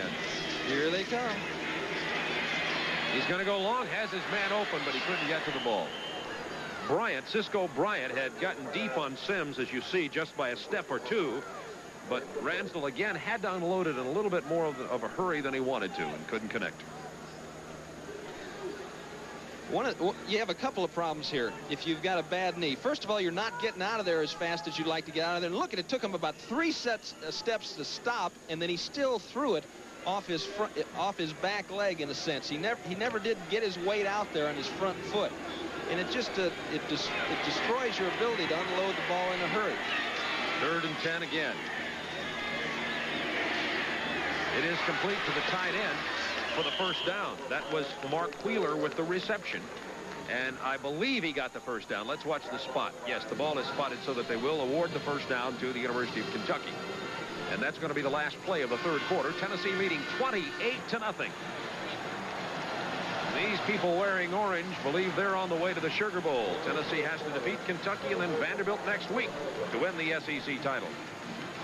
1st down 10 at the 28-yard line of Tennessee. There's all that pre-snap motion. Kentucky did a lot in the 1st half. Ransdell screens it left side. It's dropped, intended for Mark Higgs. Higgs has dropped a couple of them today. Portions of today's game are brought to you by the new Valvoline 4Guard, the motor oil for today's harder working 4-cylinder engines. Tennessee running on all their cylinders, that's for sure. Tennessee does some really interesting things on defense. Sometimes they'll line up with 2 ends to one side of the field and the strong safety back to the other side, really confusing the read of the quarterback, and they're tough to get consistent charts on. Here's the old flea flicker. Ransdell into the end zone. There's going to be no penalty. I thought there would be a penalty marker down there. A Kentucky receiver was bumped. Ransdell just got leveled when he threw the ball. Oh, let's see if we can see this both sides. The idea is now you want the defensive backs now attacking. Well, Tennessee is a well-coached secondary. They stay back there. They're playing this. Watch Ransdell take it. Man, oh, man. And it's not in our picture, but down at the goal line, one of the Kentucky receivers, I think it's going to be in this picture. You see Bryant and Pitts there. What's this? 83, Pitts, Cisco Bryant. Whoop. I thought he was interfered with. Oh, no, and Ransdell goes down again. Robbie Scott is all over him. His 1st sack of the afternoon. You know, this is a cliche. See if you can see this again. Watch for the interference on the left side, if that's what that would be. Sims chasing. starting to get his head around.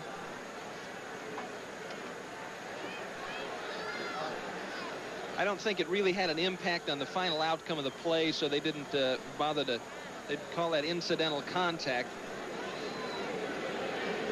It's going to be 4th down. Kentucky is going to turn the ball over.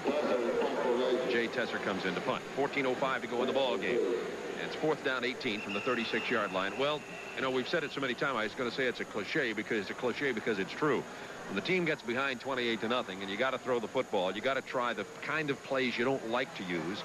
And then the defensive team like Tennessee and these fellas love to be in this position or all over you. They're just laying back there. And the Tennessee defensive coaches, led by Ken Donahue, have done a nice, fine job. I talked to Dick Bumpus before every game. Dick was an All-American type lineman at Arkansas when they were in the Southwest Conference chase every year back in the late 60s. And you see this one sail into the end zone. And was a linebacker for Memphis. And he and Ron Zook and Mel Foles have just done an excellent job preparing this Tennessee defense, and they've played well all year long. This is Super Football Saturday on Turner Network Television. Tennessee leading Kentucky 28-0. LSU in the SEC is 4-1-1. Tennessee 3-1. They'll be 4-1 today unless a miracle occurs, and they think well on their way to the Sugar Bowl. 18 for the University of Kentucky is Kevin Dooley, sophomore, 6'2", from Cincinnati, Ohio. He's played some this year when Ransdell's been hurt. We'll probably see him the next time Kentucky has the ball. Here comes Jeff Powell. Jeff Powell had only 121 yards total rushing coming into today's game, and he may get up close to that in this one game alone. That's a Tennessee first down. Iowa leading Minnesota 17-3 at the halftime. If Iowa wins that, they win the Big Ten. The big one there in Ann Arbor is Michigan-Ohio State. Iowa would lose, then the winner of that game would go to the Rose Bowl, but Iowa's probably not going to. Utah leading BYU 7-0 in the first quarter. Texas over Baylor. If Baylor beats Texas, then Baylor will go to the Cotton Bowl. But they're trailing. They haven't won there in umpteen million years. Baylor I'm talking about. I don't think it's been that long. No, it's, That's I think, a long time. not umpteen million. But in that neighborhood, it's been a while. Of course, not many people have won in many years in Texas. It'll be 2nd down less than a yard here for Tennessee with 12:54 to go in the ball game from Lexington, Kentucky.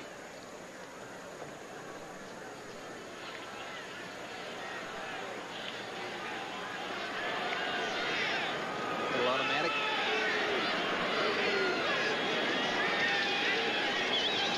Here comes Powell, first down Tennessee.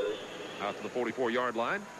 And Powell, we're talking about his yardage on the day. He has 85, got 3 or 4 that time. He's got an opportunity for a 100-yard game. And I told you he had 121 yards in his career coming into today's game. Look at Darrell Dickey. The first half, only 3 out of 6 for 8 yards. Second half, wham, bam, 7 out of 10 for 138 and 3 touchdowns. And Tim has explained very well, I think, why that happened. And he has been on target with every one of those balls. McGee made him look good with that one great catch, but he's done a nice job picking up the blitz and getting the ball in the right spot. Tennessee with the handoff out across the 47-yard line. Let's see who gets off. I think it's Howard with the ball. William Howard, the fullback.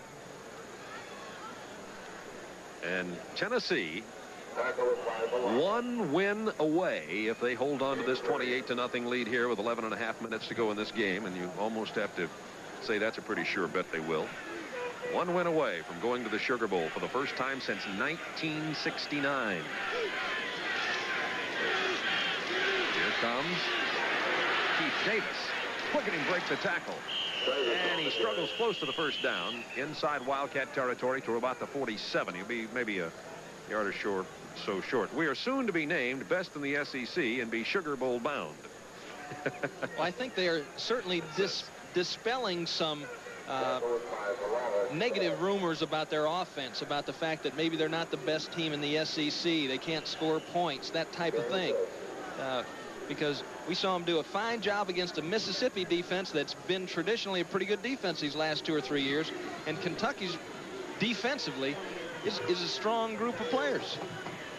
Tennessee 3rd down 1 at the 47-yard line. Here's Keith Davis looking for 1. He gets it. and gets inside the 40 to the 39.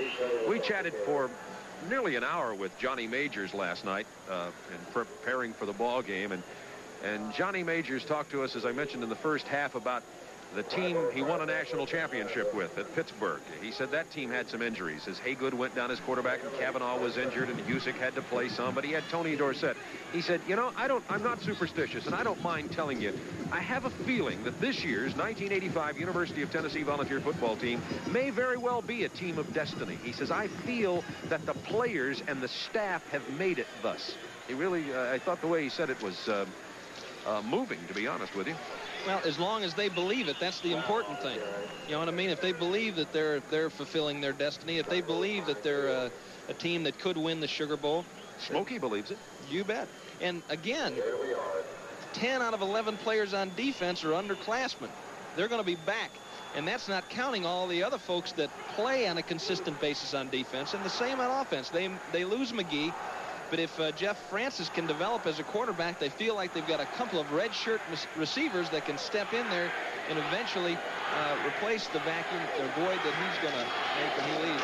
Second down 9 from the 38. Dickey going long. He's got McGee wide open.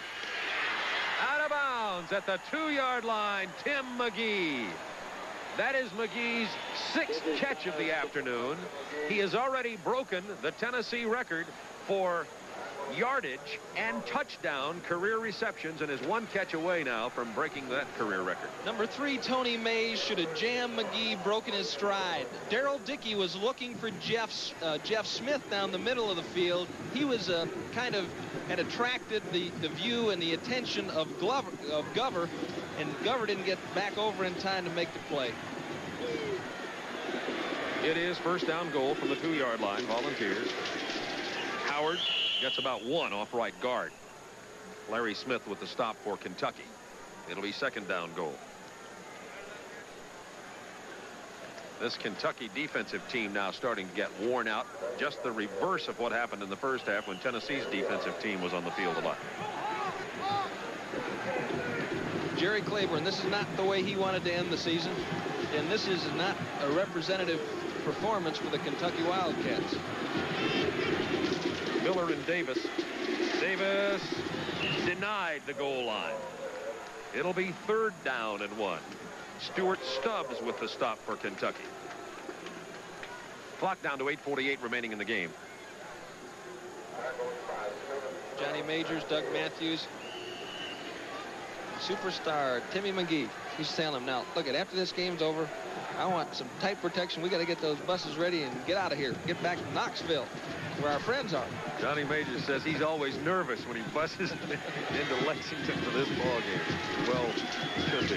Dickey on the keeper, faking. Touchdown, Darrell Dickey.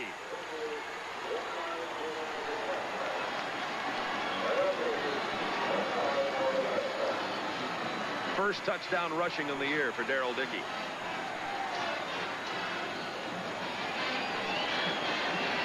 Nice job of coverage by the secondary for Kentucky here. Play pass action, good fake.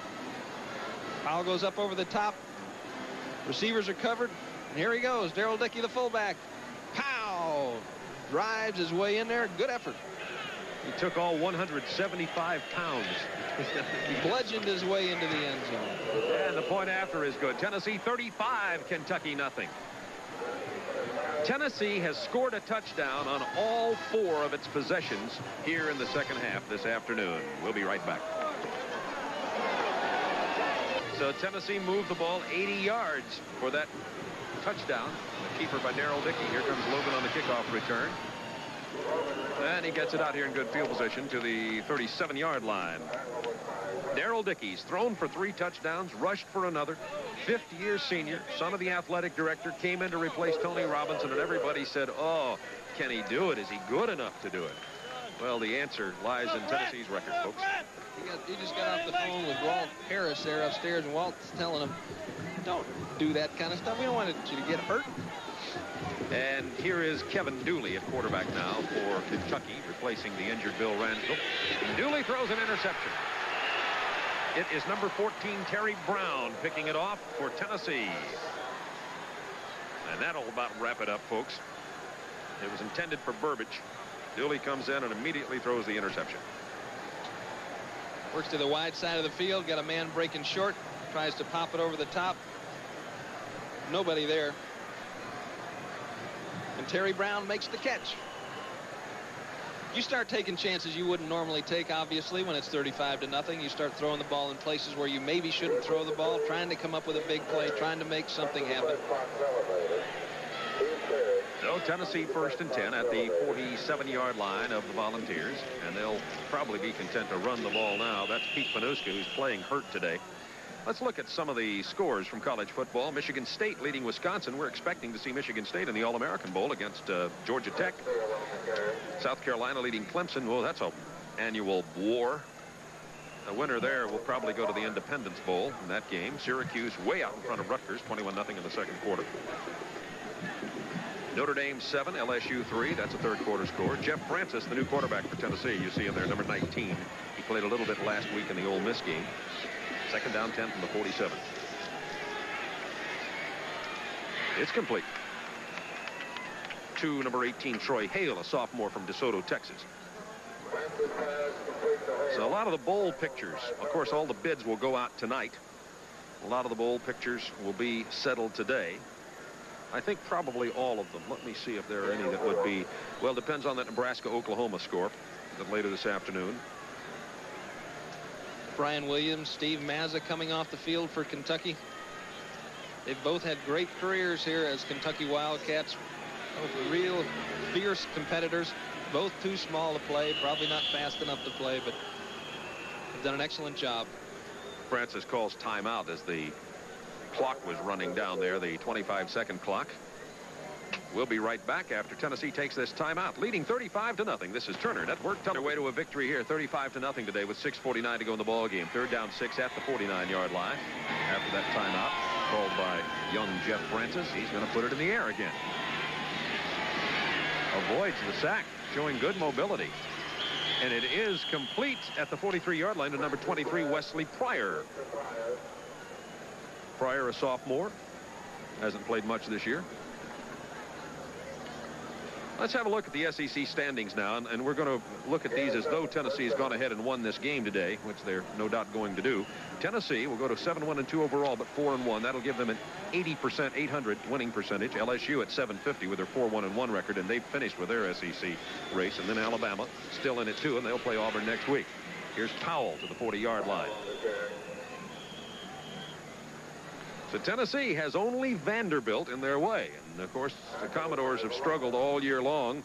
Vanderbilt with an overall record of 3-6-1 and are 1-3-1 in the conference. But as Johnny Majors was saying, Tennessee, he says, doggone it, we have 4 rivalries in the SEC. He says, Alabama's a rivalry, Auburn's a rivalry, Kentucky, and he says, now we got to go face our other rival, Vanderbilt. You know, and Vanderbilt can put points on the board. That's not a game that they'll take lightly. That'll be a good game. This is Panuska running the ball on second down, short of the first down to the 36. Next Saturday at noon Eastern time, we will have either the Auburn-Alabama game or the Vanderbilt-Tennessee game. I don't know which one there. Might mention that if the Auburn-Alabama game is televised, that'd be at 12:30 Eastern time because it starts in the Central Time Zone. I won't explain it any more than that, but trust me, it'll be at 12:30. And the Vanderbilt-Tennessee game, if we carry that, would be at noon Eastern time from Knoxville. If you want to know why, it's just because. 3rd and 4 from the 36.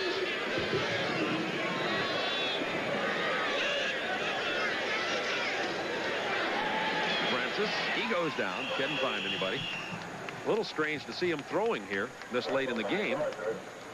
Although you must understand that Johnny Majors wants to be prepared for this next game, and he may be just trying to get the experience, Tim, would you say? I think so, too. And obviously they didn't have a pass call. That was a check off by Francis.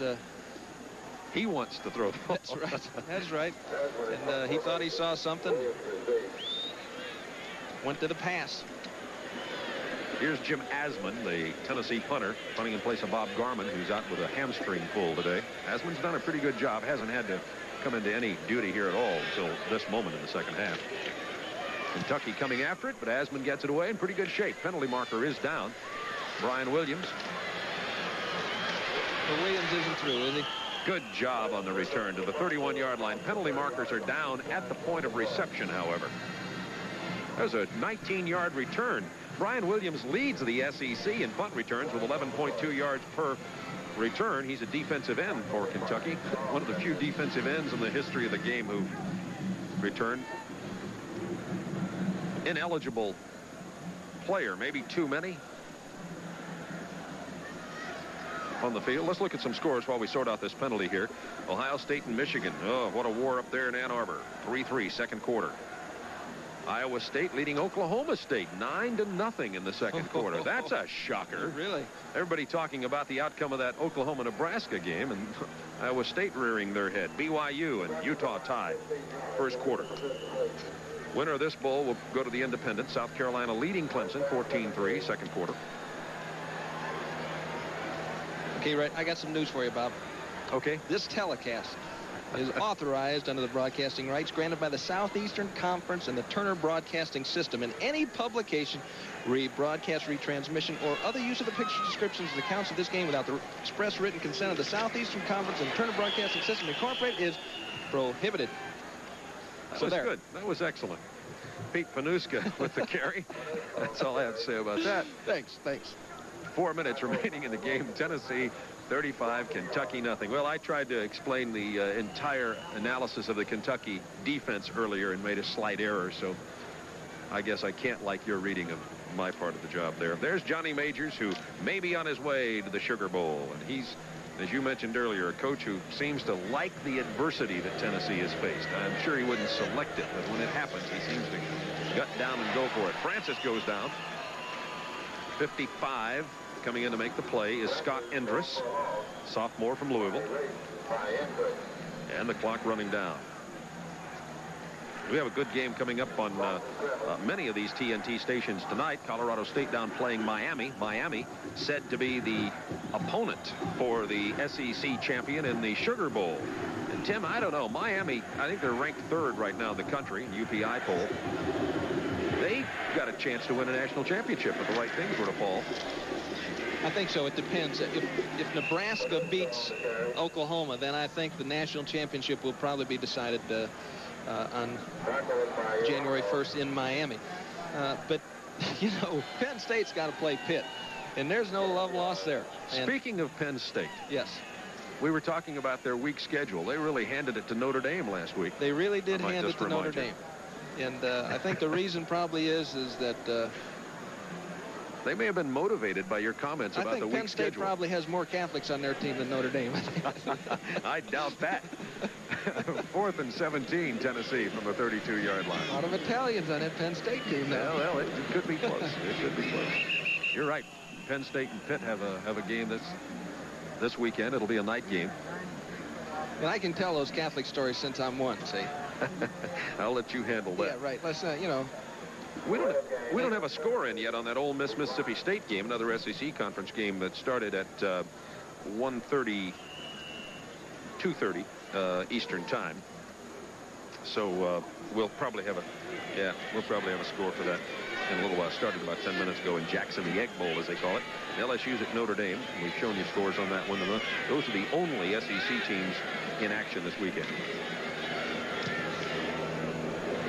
Here's Asman's punt inside the 20, inside the 10, and down. He's done a pretty good job in a backup role today for the University of Tennessee. 2 minutes, 6 seconds remaining in this game from Lexington.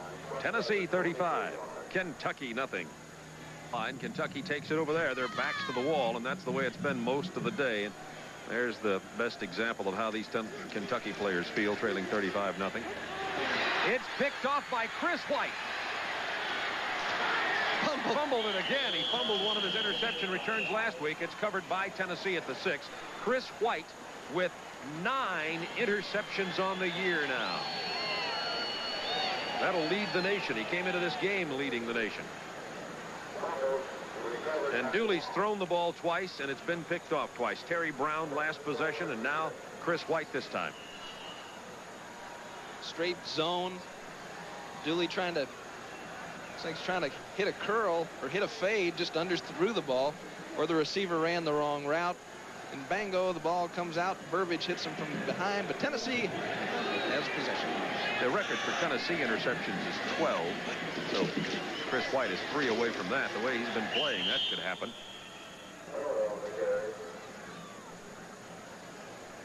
Tim, you're going to have to give him some more lessons on holding on to the ball here. Look, he's sticking it out there again. Come on, Chris. Now, come on. Last week we had this same thing. You had this talk with him last week. Really? We got to get your mother to tape these games so you can listen to them. It reminds me talking to my son, Dave. Dave, we discussed this before. Look, at how else can he get 12 interceptions unless he gives the ball back to Kentucky again? Remember last week after the fumble, he intercepted another one. Panuska thrown for a loss this time on the 2nd down and 4. Minute 17 remaining in this ball game. What a remarkable year that young man has had. I remember one year Dick Anderson, a teammate of mine with the Dolphins, was an NFL Defensive Player in the Year. That year it seemed like every time the ball would come out, it'd bounce up in his lap, and every time a ball was underthrown or overthrown, it'd hit him in the chest. He picked off 4 against Terry Bradshaw on one Monday night. Chris White is having that kind of a year. 48 seconds to go in the game. 3rd and 8. Tennessee from the 8. And here goes Panuska. He's open for the touchdown. Tennessee touchdown. Pete Panuska's 3rd touchdown of the year. Tennessee not really running up the score, but they took the interception and had it inside the 5 and just simply ran it in. You see Kentucky closes on the ball, and a good job of sealing off by the Tennessee offensive line. Panuska saw it outside. 6 points. Well, I'd like to thank our spotter, Kim Anderson. He's done a great job. There's been 1 million players in this game today. Maybe not 1 million, maybe closer to about 50. And I'd like to thank Kim Anderson because he acted as my co-pilot on Air Foley on the way up here. There's David Keith, the actor. You know, he was recently in a cable movie, Gulag. You may have seen him in that and some other movies. He's a native of Knoxville, Tennessee, was a trainer back in the late 60s at Tennessee when he was a youngster. Wasn't really a trainer. He was a ball boy when he was growing up, going to high school in Knoxville.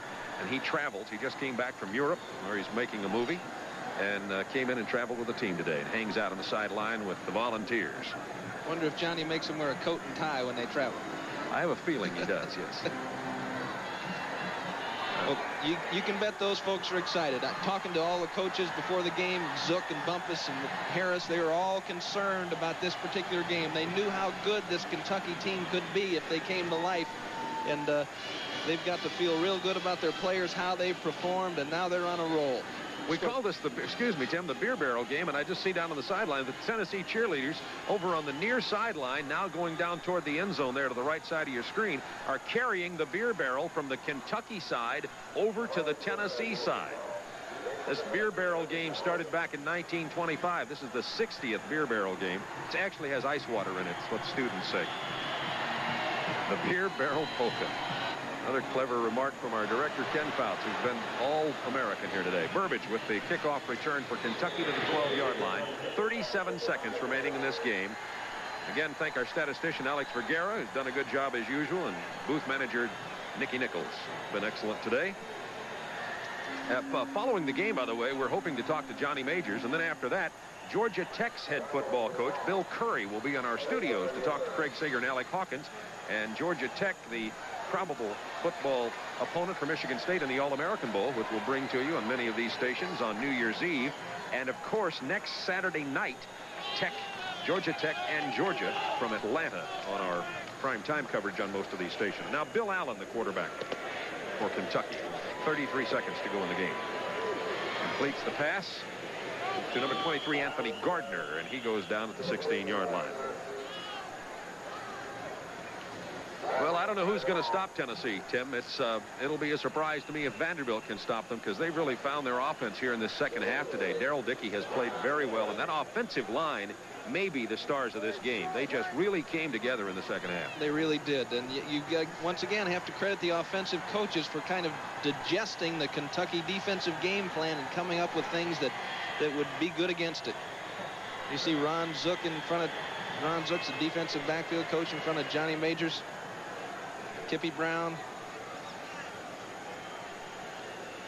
Our executive producer, Don Ellis, and our producer, Skip Ellison, our director, Ken Fouts, associate producer, Rodney Triplett, and our associate director, Richard Croker. And you take a look at all the other folks who make our TBS telecasts what they are. We're very proud of them. Hope you've enjoyed the coverage of SEC and Southern Independent football at the noontime window here in football telecasting this year. We've enjoyed bringing the games to you. Have another one next week. Clock down to 12 seconds, and it stops there. The pass was incomplete. Intended for Anthony Gardner. Told Johnny Majors when we saw him in the hotel lobby last night, he was Natalie attired. I said, you're going to start calling you Mr. Gentleman's Quarterly. He, of course, always wears the Tennessee colors on the sideline. But you talk about a Natalie attired head football coach. It is Johnny Majors. He, of course, credits his wife with, with his dressing style. This will probably be the last play of the ball game. 3rd down 4, unless it's another incomplete pass. Bill Allen completes it to Gardner. And Gardner goes down for the first down at the 27. Clock with 2 seconds. And I think they're going to have to play another play. You know, Bob, in our preseason show, we gave Tennessee an outside chance at the SEC title. They're calling it the game. What kind of chance would you have given Tennessee without Tony Robinson? None. You just didn't think they could get through this tough SEC schedule. I mean, look at that score. It looks like they had Tony Robinson. Well, we hope to be talking to Coach Johnny Majors in just a moment when we return. Tennessee 42, Kentucky nothing. And an interview with Bill Curry, the coach of Georgia Tech, on the Red Man Report right after the game. But now let's go back to Bob and Tim. That's not too... And we're back at Commonwealth Stadium in Lexington, Kentucky, where Tennessee has defeated Kentucky 42-0. And we're privileged now to be talking to the head coach of the University of Tennessee, Johnny Majors, who delayed his celebration with his team for just a moment to come to talk with us. Coach Majors, at halftime, it was 6-0 Tennessee. And I'm talking about an old-fashioned Tennessee-Kentucky game. Then you come out and get 22 points in the 3rd quarter. First of all, how did you do that? Well, Bob, we did it because at halftime, the offensive staff, we talked about it, and the offensive coaches thought the things we were doing that we planned to do were still sound. And the main thing when you go into the Kentucky game with their top defense, you have to be patient, and you have to execute. You can't get too big a hurry. You can't try to do too many fancy things. And the great thing about our football team right now is that we're playing opportunistic football on defense, very resourceful, and our offensive people have been very stingy all year long. It was about as pretty a football game as I could expect a team to play that I've coached. 42 points overall, Coach Majors, and an unbelievable second half. McGee came up with some big plays for you, and looked like Dickey got you in some good situations versus a blitz, huh? Darrell is a very competitive young man. He has a lot of guts about him, and he's been around a long time. He's a good example of an axiom. Those who stay will play. He's been here 5 years, and he's poised, he's tough, and he doesn't get us in bad places a lot of times either. I think he's thrown 1 interception since he started for Robinson. His poise was exceptional, and of course McGee is a true All-American football player. The big play he made here on the touchdown pass was a superb play, and he makes plays like that. Here that is. It's not unusual. Coach, here's the play. This McGee's catch and replay, if you can see it from your monitor on the sideline there. I can't see it.